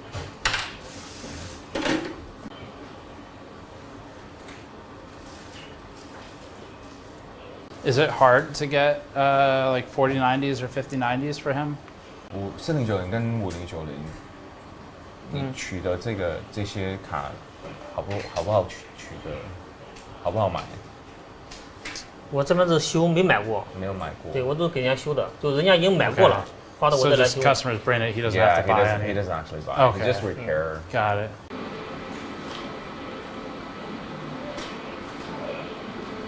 It's just so crazy to me how like there's a couple shops in the US that can do repairs, but they don't really do like this level of repair. But I don't know of a single shop in the US that does like the memory modding.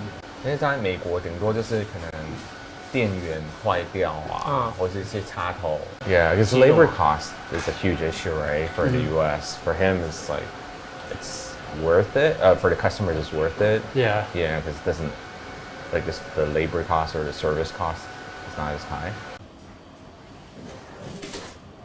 所以他需要不确定镀焊剂吗？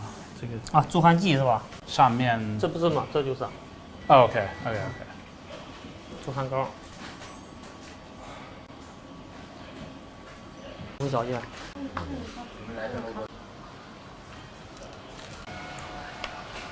So next stage, at this point, they've reballed all of the memory and the GPU, and now he's cleaning the surface of it to prep it to mount to a new PCB. We saw the new PCB earlier where it's a brand new custom PCB they just ordered from Taobao, which is the retailer. It's adding flux now. Louis Rossman says you can never have enough flux. And so that's going to help it when he melts the solder to apply it to the board. Another custom, so there's a custom template, just like for the memory. He's going to apply that to the surface. And now he's got a tray to catch the excess. And he's going to just, yes, basically like sifting for gold or something in sand. So he's sifting it. Wipe off the extra. And then carefully remove the template while leaving them all in place. And they should be held in place by the flux. So this is a jig to hold the GPU in place. I guess the question is that to protect the GPU from the heat? 日板中间那一片那个铁的那个板子啊，是用来保护那个核心的是。对对，要不然的话晶体都挨着那个。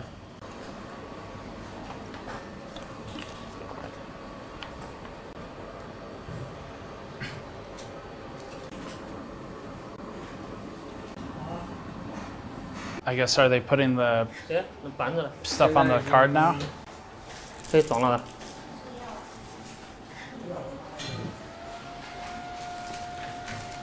This is a new one.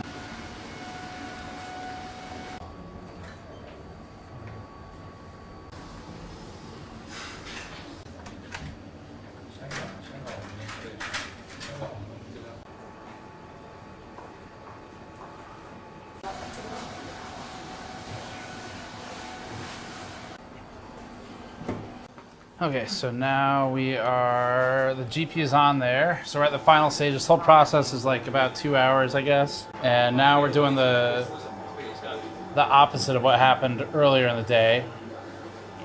So now instead of removing the GPU, he's adding the GPU. So he's very carefully positioning the GPU to precisely align the BGA with the solder balls.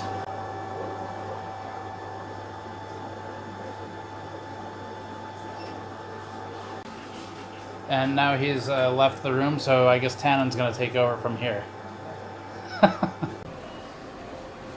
Interesting. So it looks like he's starting to reach steady state on the temperature, a couple hundred degrees. Ton of bubbling going on at the edges, but they're just baking the GPU back on. So at this point in the process, the PCB has been swapped. The PCB already had all of the VRM components and the I/O populated, 12-volt high power. And now they've added new memory to the front and the back. One's got reused memory, one's got brand new. And then the GPU's been pulled and swapped and is now being remounted. And they're telling us that this is a 99% chance success.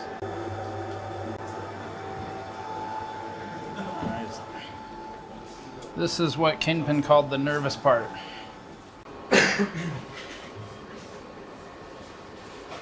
Okay, so he's gonna cool it off with the fan.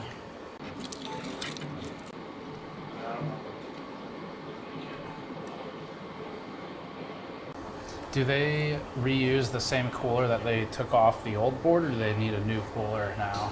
新的，用新的。对，装好以后要先试一下能不能亮，不能亮还要继续修呢。OK。好。所以现在测试的吗？对对，测试看能不能成功嘛。嗯。That's the cool. Snapping moment of truth. Moment of truth, yeah. So he's just gonna hold the heatsink on and see if it powers on. Cool. Okay, so now he's testing to see if it actually powers on after all that. It's got a green LED with displays up, debug up top. And he's just holding a heatsink in place because all he needs is power to see if it spits out display. We got display up top, so it is functional. Now it's just a question of everything detects. I don't know. No. We're lucky. He's like, usually it doesn't turn on the first time. It's a while. They know we have a train to catch. Yeah. Does he know, do the customers who buy these, do they mostly put them in servers? Yeah, it's like if the customer buys more like multiple units, then it's probably like server. Yeah. Yeah. That's why the blower fan would be better for servers because they pack them in so tight. I was just asking if they have different choices for the cooler, and then they're like, there's only one. They don't have a choice basically. 所以这个散热器你也在淘宝买的吗？这个对 OK 有卖。So next step, one of the last steps in the process, since it booted and worked now, they are pulling the protective film from the thermal pads. There's a PTM, or actually that might be a paste actually, pre-applied. Looks like it was just silk screened on there.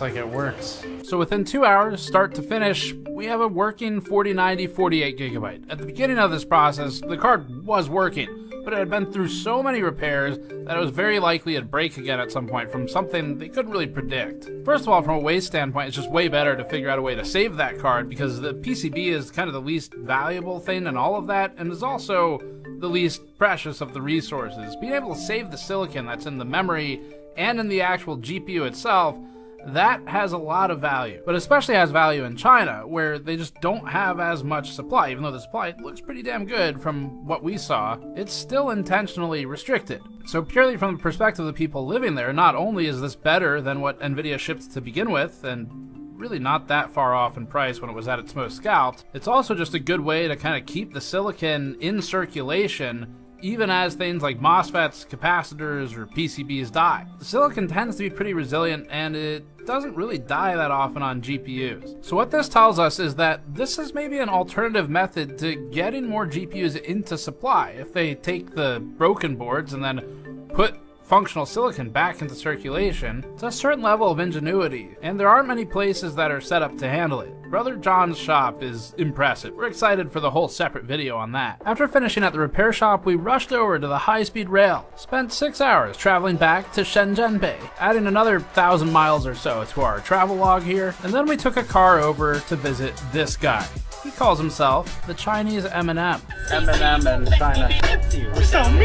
This is Joe. He works as a creative director of product at the video card manufacturer Yeston, most famous for their waifu video cards. You know the ones. Yeah. I'm his father. She's father. She's father. Yes, you're she's father. Yeah, we have husband. Anything else you want to talk about on camera? I think we got it all. Support Gamers Nexus. Support Jesus. 电子耶稣. Yeah, I also have a same nickname. Which one? Yes, 猛男 of Yeston. What does that mean in English?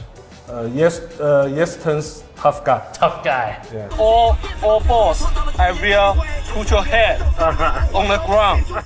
Now, Joe and Yeston were not officially contributing to the black market side of the research here, just to be clear to their own partners. Instead, they showed us around their factory. This will be a separate upload later with an actual factory tour with them, showing how the waifus are made. But in this particular video, there were a few interesting things we learned that we thought fit here pretty well. The big takeaway from the factories is that they receive their GPU supply, of course, from their partners. That would be AMD, Intel, or NVIDIA, and the memory is often packaged with it. But for the most part, everything else that they use, unless they're buying reference PCBs, all of that comes from whatever sources they want to find for their supply. We were also informed that there's very little oversight in terms of the management of the rejects at these places. They can file for refunds if, for example, a chip is bad, but if they screw up a board in their own process, like the SMT line's miscalibrated and optical inspection doesn't catch the error and they place a MOSFET on backwards and blow something up or whatever, then it's going to be on them to deal with the defect. Now, this type of thing basically never happens. All of this stuff is highly automated. The point of pointing it out, though, is that for at least the gaming class cards, which the 5090 more or less is one of, There's enough volume and NVIDIA is hands-off enough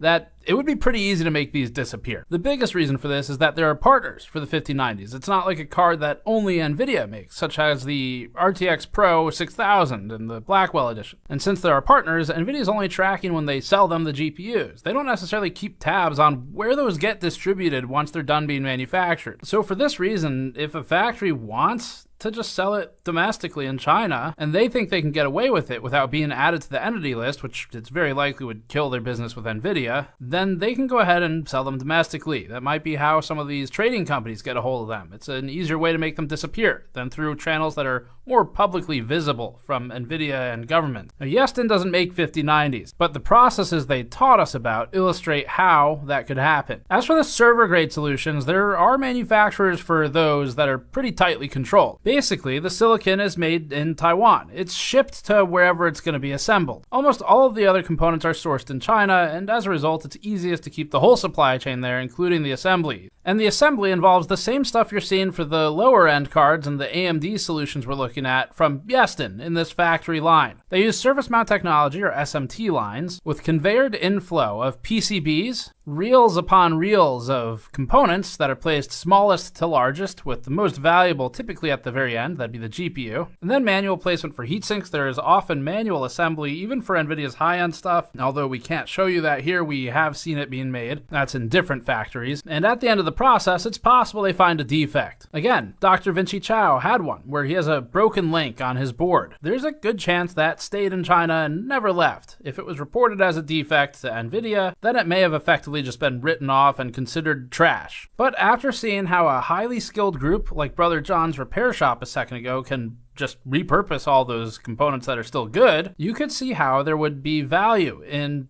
figuring out a way to make that board disappear, even if it's supposed to be in the trash. This comes back to NVIDIA's turning a blind eye, because they'd eventually notice it from the serial number popping up somewhere, but maybe they choose not to. And besides, once someone has it, especially in China, there's not a ton they can do anyway. That's a look inside the manufacturing process, which we felt was an important piece to this story. Let's move on to the next stop. My favorite place to go in the world, Taipei, Taiwan.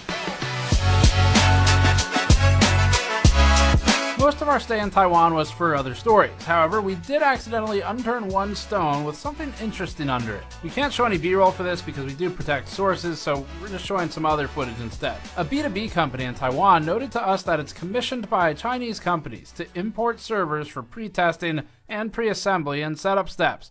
When we asked what the GPUs were that the servers ran, having just done all the rest of this, we realized that all of the hardware is export controlled. Once the B2B agency completes its testing, it ships the system out to the original buyer. Basically, they act as an intermediary to buy the machine, mark it up, and reship it to the original purchaser, maybe with actual testing. We also spoke with a company that conducts business in Singapore. The company informed us that they are also aware of similar pass-throughs for so-called testing or data services. Our last link in this chain is actually the first. The smugglers bring it full circle, and the smugglers themselves also put us back in the United States.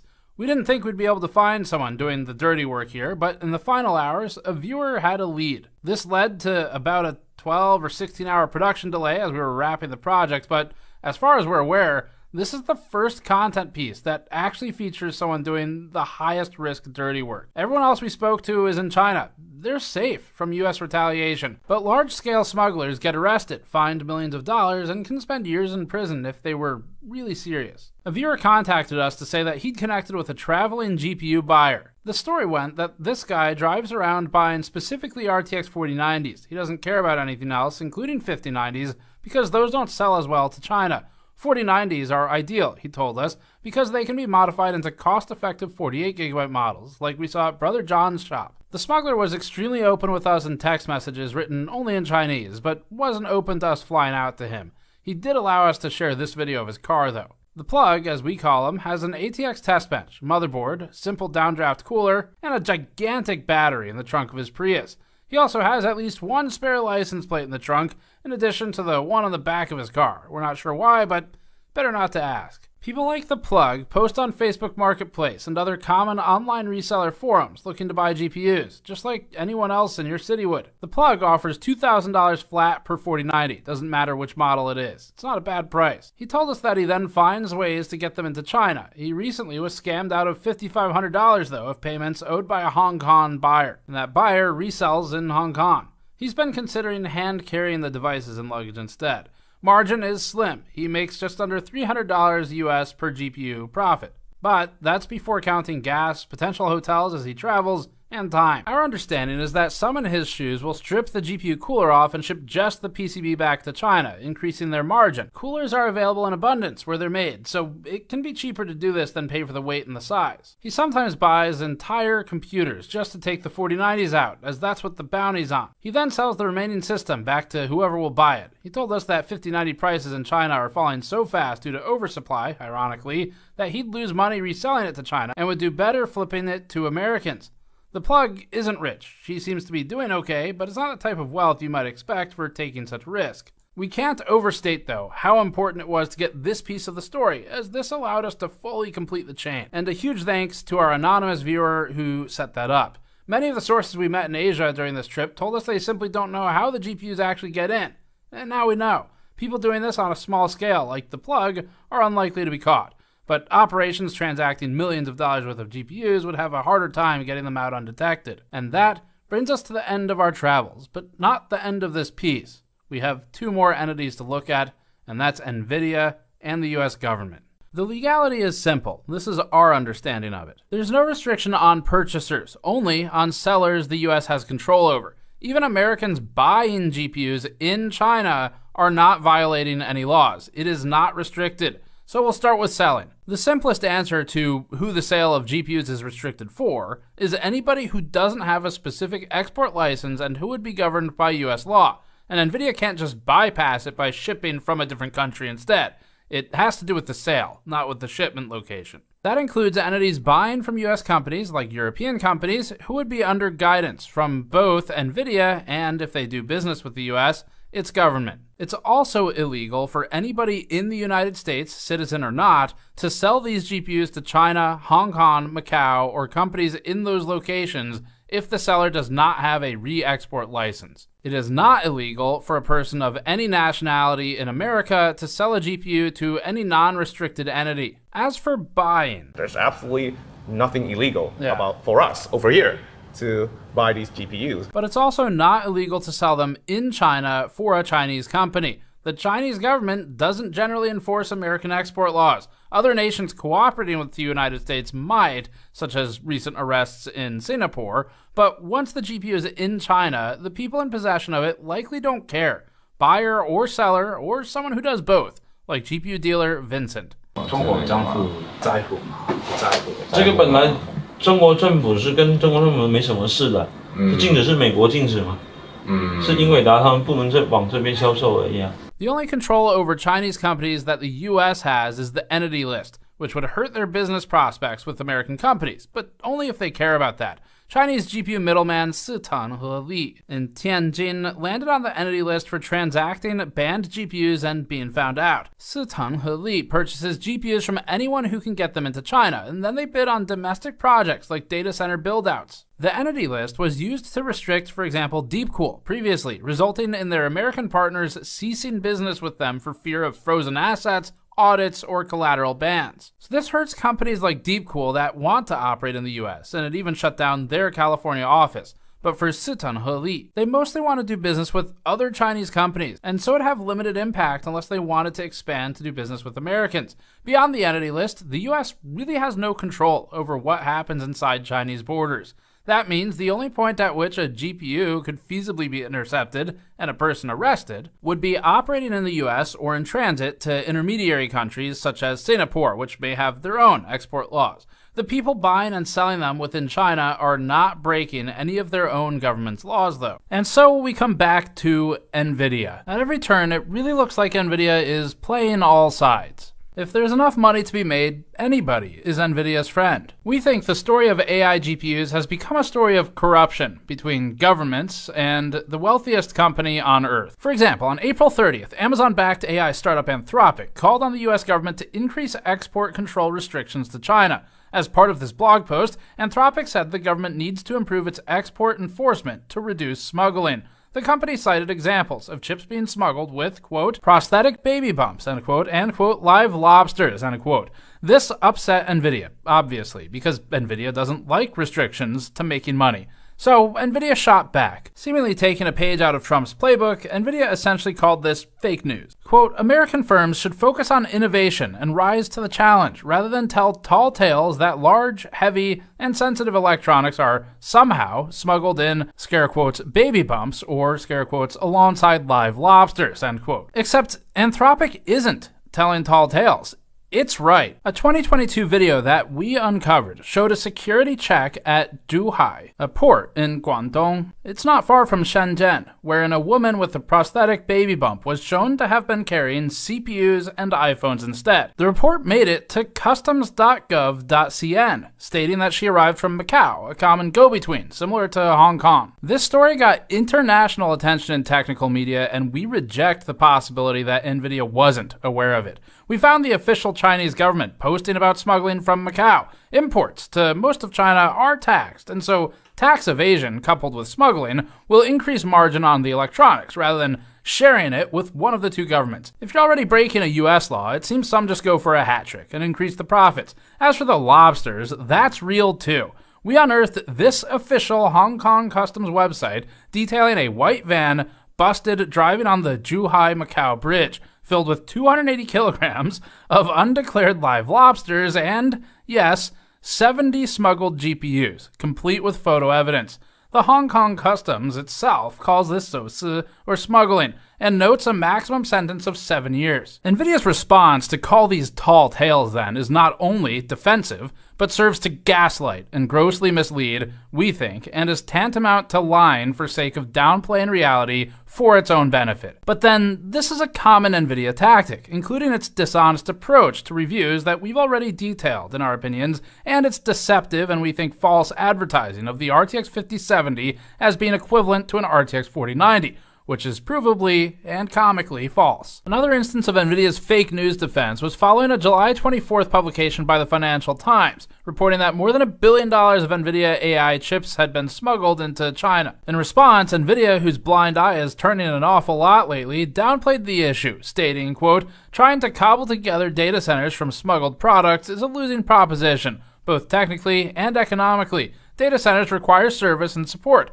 which we provide only to authorized NVIDIA products, end quote. The last part sounds like something a company selling support would say, and the first part doesn't really match NVIDIA's whole the more you buy, the more you save thing. It's only a winning proposition by all of their prior years of statements. If your only option is a useless, insufficient data center or a cobbled together sufficient data center, then a cobbled together one is still a winning proposition by comparison. It's weird for them to pretend that this isn't worth doing. It's worth like lots of money. That same day, WhiteHouse.gov posted an article titled Why to Claim for President Trump's Visionary AI Action Plan. Near the top of the post, it highlighted a sycophantic quote from Jensen Huang, which read, quote, America's unique advantage that no country could possibly have is President Trump, end quote. And we would call that sycophantic if it's about any president. On August 5th, NVIDIA got another opportunity to talk. The U.S. Department of Justice announced that it had arrested 2 people in California for smuggling, quote, tens of millions of dollars worth of sensitive microchips used in artificial intelligence applications, end quote, to China. The court documents say the shipments included the NVIDIA H100 and the NVIDIA RTX 4090. Rather than admit smuggling exists, NVIDIA downplayed the situation again and stated this time, quote, this case demonstrates that smuggling is a non-starter, end quote. Except that anyone who made tens of millions of dollars before getting caught had a pretty good start. and so did their customers. This is a bullshit statement from NVIDIA that seemingly aims to downplay and deflect to reduce lawmaker attention on its monopoly. NVIDIA also said, quote, "We primarily sell products to well-known partners, including OEMs, who help us ensure that all sales comply with U.S. export control rules." NVIDIA noted that, quote, "Any diverted products would have no service, support, or updates," end quote. Again, this is not fully true. Our own sources in this story noted that although something like an HGX system would be hard to service, a standalone PCIe GPU could be parted out and covered under a separate warranty, even in China. Meanwhile, the US began scrutinizing NVIDIA's technology for getting into China, whether or not the company itself was directly involved. In a bipartisan report called DeepSeek Unmasked, a government committee called DeepSeek a, quote, "threat to national security," end quote, and said DeepSeek had used NVIDIA's technology. Quote, "AI model appears to be powered by advanced chips provided by American semiconductor giant NVIDIA and reportedly utilizes tens of thousands of chips that are currently restricted from export to the People's Republic of China, or PRC. NVIDIA designed and manufactured many of these chips to create the most sophisticated possible chip while skirting US export controls. This has allowed these chips to be exported to China as the US government develops stricter restrictions. Since March 2024, it is estimated that NVIDIA has produced over 1 million chips for the Chinese market," end quote. The government also examined NVIDIA's significant revenue growth in Singapore compared to China based on SEC filings, particularly in years featuring restrictions. The government questioned, quote, "whether PRC customers are arranging for the diversion of sensitive chips that are reportedly sold through Singapore," end quote. This was stated because revenue from Singapore had grown from almost nothing since 2020 or 2021. NVIDIA has defended its sales to Singapore by stating that, quote, "customers use Singapore to centralize invoicing while our products are almost always shipped elsewhere," end quote. According to NVIDIA, shipments destined to Singapore were only 2% of the company's total revenue in 2025. But we also know that Singapore has made numerous arrests relating to GPU smuggling, so there appears to be some reason for the concerns, whether or not NVIDIA itself wants to turn a blind eye to it. Despite the allegations, NVIDIA downplayed any smuggling of AI chips. In this video, uploaded 2 months ago from what appears to be either a potato or a VHS tape, Jensen Huang speaks on smuggling. Governments understand that diversion is not allowed, and there's no evidence of any AI chip diversion. Except that there is evidence of it, not only in this very movie, but in readily available reports online for years now. Huang continued. Our data center GPUs are massive. These are massive systems. The Grace Blackwell system is nearly 2 tons. And so you're not going to be putting that in your pocket or your backpack anytime soon. And so these systems are fairly easy to keep track of. But the important thing is that the countries and the companies that we sell to recognize that diversion is not allowed. And everybody would like to continue to buy NVIDIA technology. And so they're very well, they monitor themselves very carefully, and they're quite careful about that.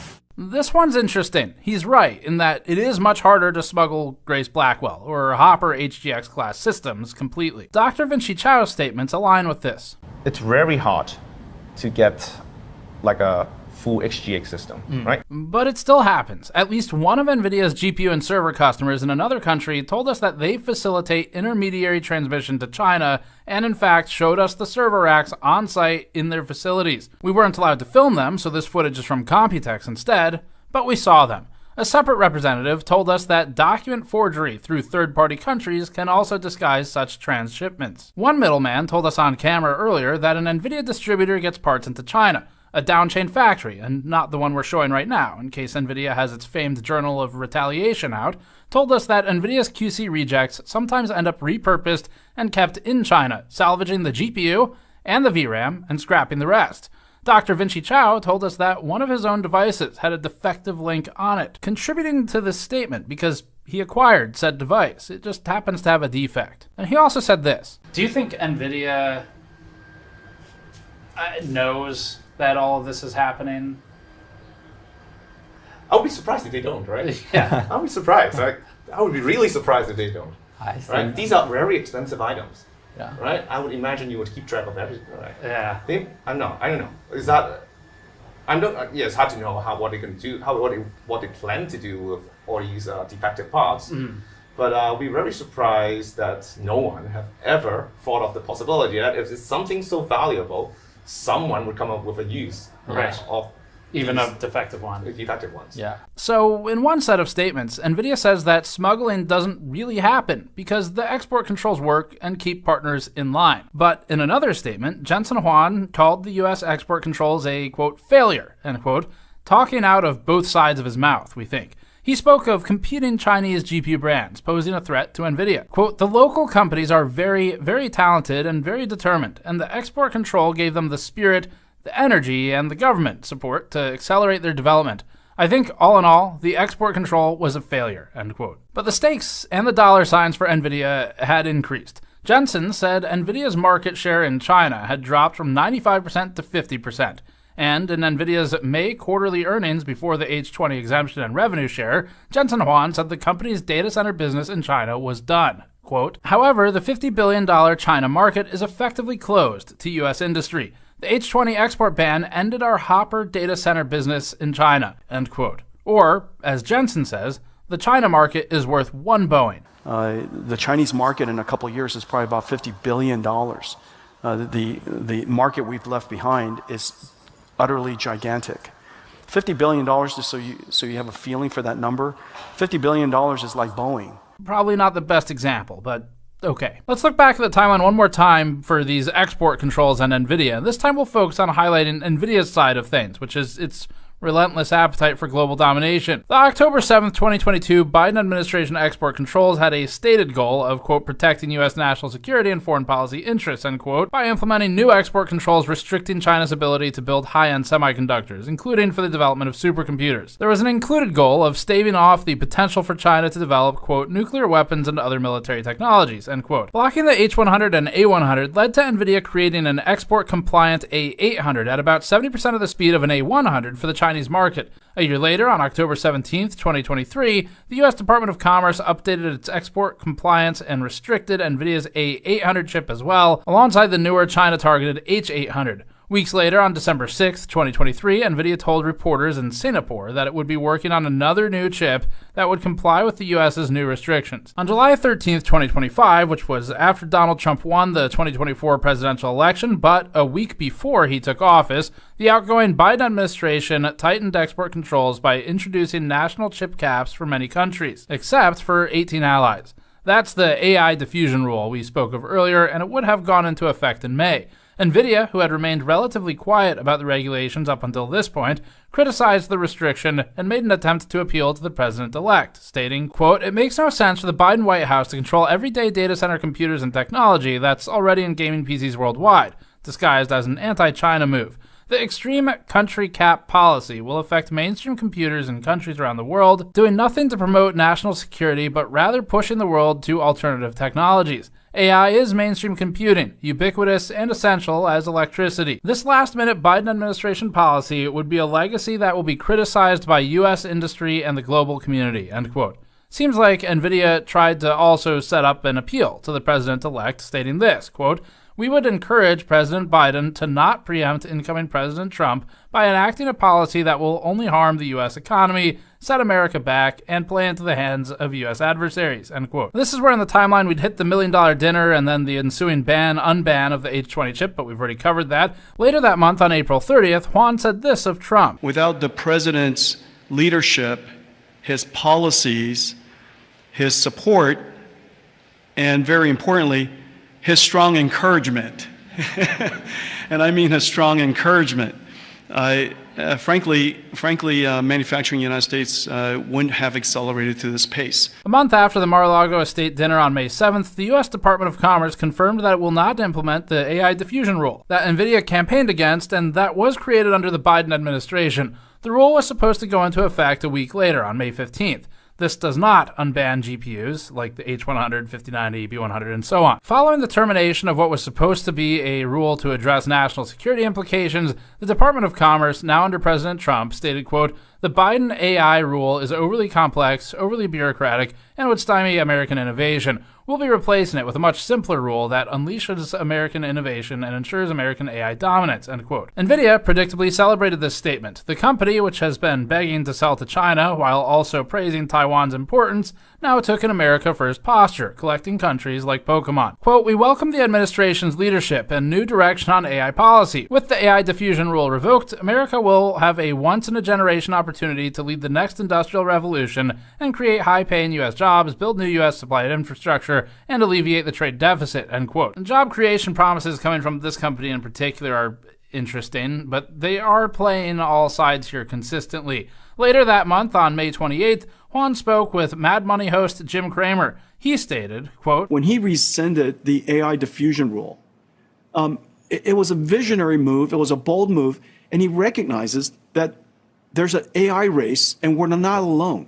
And he wants America to win." June 23rd, via Reuters, an official of the U.S. State Department, which didn't reply to Gamers Nexus, except the department did send us 3 out-of-office autoresponders, warned of deep-seek military and intelligence operations and warned of the use of shell companies, they called them, in Southeast Asia to circumvent export restrictions. The report mentioned that DeepSeek had, quote, "large volumes," unquote, of high-end H100 chips, which are banned in China. NVIDIA didn't like that and responded to Reuters and stated, quote, "We do not support parties that have violated U.S. export controls or are on the U.S. entity lists." Also saying, quote, "With the current export controls, we are effectively out of the China data center market, which is now served only by competitors such as Huawei." Turning a blind eye to the situation, NVIDIA added, quote, "Our review indicates that DeepSeek used lawfully acquired H800 products, not H100, end quote. 3 days later, on June 26th, the information reported that DeepSeek's next AI model had been delayed due to a shortage of NVIDIA AI GPUs in China. This directly contradicts Juan's comments that export controls, according to him, do not work. July 4th, Bloomberg reported that the Department of Commerce, which also did not reply to Gamers Nexus's emails, was preparing new export controls on Malaysia and Thailand to reduce chip smuggling. Interestingly, Singapore, which now comprises a significant portion of NVIDIA's revenue, was not on that list, despite being a known smuggling pass-through. July 10th, Bloomberg reported that Juan and Trump were scheduled to meet again ahead of the CEO's planned trip to China. Days later, on July 14th, NVIDIA confirmed that it will resume sales of H20 chips to China, with Juan stating, quote, "The U.S. government has assured NVIDIA that licenses will be granted, and NVIDIA hopes to start delivery soon," end quote. On the 15th, a CNBC Business News anchor said this. He really just pulled off something that few tech CEOs have managed. He played both Washington and Beijing, and he won. Jensen has stayed disciplined and diplomatic with a clear message, and that is NVIDIA's dominance serves America's interests. On the 28th, the Financial Times reported that the U.S. Commerce Department was not going to make tough moves to tighten export controls to China. This is in spite of several congressional members warning the administration not to loosen the U.S. export controls for AI GPUs. Several national security experts also voiced concern by sending a letter to the U.S. Commerce Department, which read, quote, "We write to express our deep concern over the recent decision to resume exports of NVIDIA's H20 chips to China. As policymakers and professionals with a background in national security policy, we believe this move represents a strategic misstep that endangers the United States' economic and military edge in artificial intelligence," end quote. On August 11th, we got the comments about the U.S. potentially allowing Blackwell chips to be sold to China as well for 30 to 40 or 50% of a revenue share, and that brings us to today. NVIDIA might have started off as a much more humble company, but it has become a savvy political player in a game that is seemingly pay to win. That seems only fitting for a gaming company to be particularly good at pay-to-win games. There's no one better equipped to play that game than actually the most valuable company by market cap in the world, now at $4 trillion, led by a man whose net worth is estimated at $148 billion. NVIDIA knows when to bite its tongue and how to effectively appeal to the ego of politicians of all parties and all countries. We think NVIDIA is playing all sides. We think it's greedy, manipulative, and carefully employs propaganda, such as its use of this fake news playbook for news which was literally reality. But we don't think NVIDIA has a particular set of beliefs beyond just making more money. We think NVIDIA will sell anybody out to make a buck. NVIDIA's in the big leagues now. It's not like the 1080 Ti days. Inside of 1 month, reportedly paying $1 million to a sitting president, after which followed the unlock of $5.5 billion of lost H20 revenue, followed next by a 15% split of that unlock going to the US government, is what raises these new questions of NVIDIA's integrity? But we've kind of already talked about that over the last year now. As for the actual black market side of things and smuggling, that was a cool story. This was like crazy exciting to work on. I loved actually being out in the field and meeting all these people. Like we set up some of it in advance, but a lot of people we met on the ground there, we were able to like actually get to the bottom of something. It's pretty cool. We've learned that common methods include factory so-called QC defects, or sometimes real ones, where they repurpose hardware that might otherwise have been written off by, especially NVIDIA, as just trash. But people with the right skills can reclaim it. We learned about the other method of hand carrying items in, like with students or actual smugglers on the ground in the US facilitating the transfer of the GPUs. And of course, we learned about suppliers through third-party countries, among other methods. So we did answer the question that we had going into this, which was all about how these cards get in. Again, we loved working on this story and meeting all of these unique people. Each person played a key role in helping us find the next person and allowing us to complete the first public, on-record, start-to-finish cataloging of a smuggling pipeline for high-end silicon. Our sincere thanks to everybody who made this possible and appeared on camera with us, including our viewers who funded it. And a big thanks to my team working on this project. Vitaly, Andrew, and Mike spent about a month training Tan in how to use a camera, because we needed a camera operator for this trip, and he's a writer. Vitaly helmed overall production, organization of the files, and cutting of the 12 hours of footage initially. Andrew led the artistic efforts, worked on the new products, did the great scene transitions you saw, and general graphics. Tannen was on the camera, and worked with me in Asia for 3 weeks on this story, and during a lot of travel. Tim, on the team, handled the bulk editing of the informational sections and the timeline for this video. And Ben compiled hundreds of pages of research and worked directly with me throughout the process to figure out what the hell this story was gonna be. And thanks to Ryan for doing the black market logo as well, and all of the other contributions in between, like from Aaron Pauly and Matthew Kichihifi on some of the music contributions. Thanks for watching. Subscribe for more. We have more of these in the works. You go to store.gamersnexus.net to support this directly. Thank you.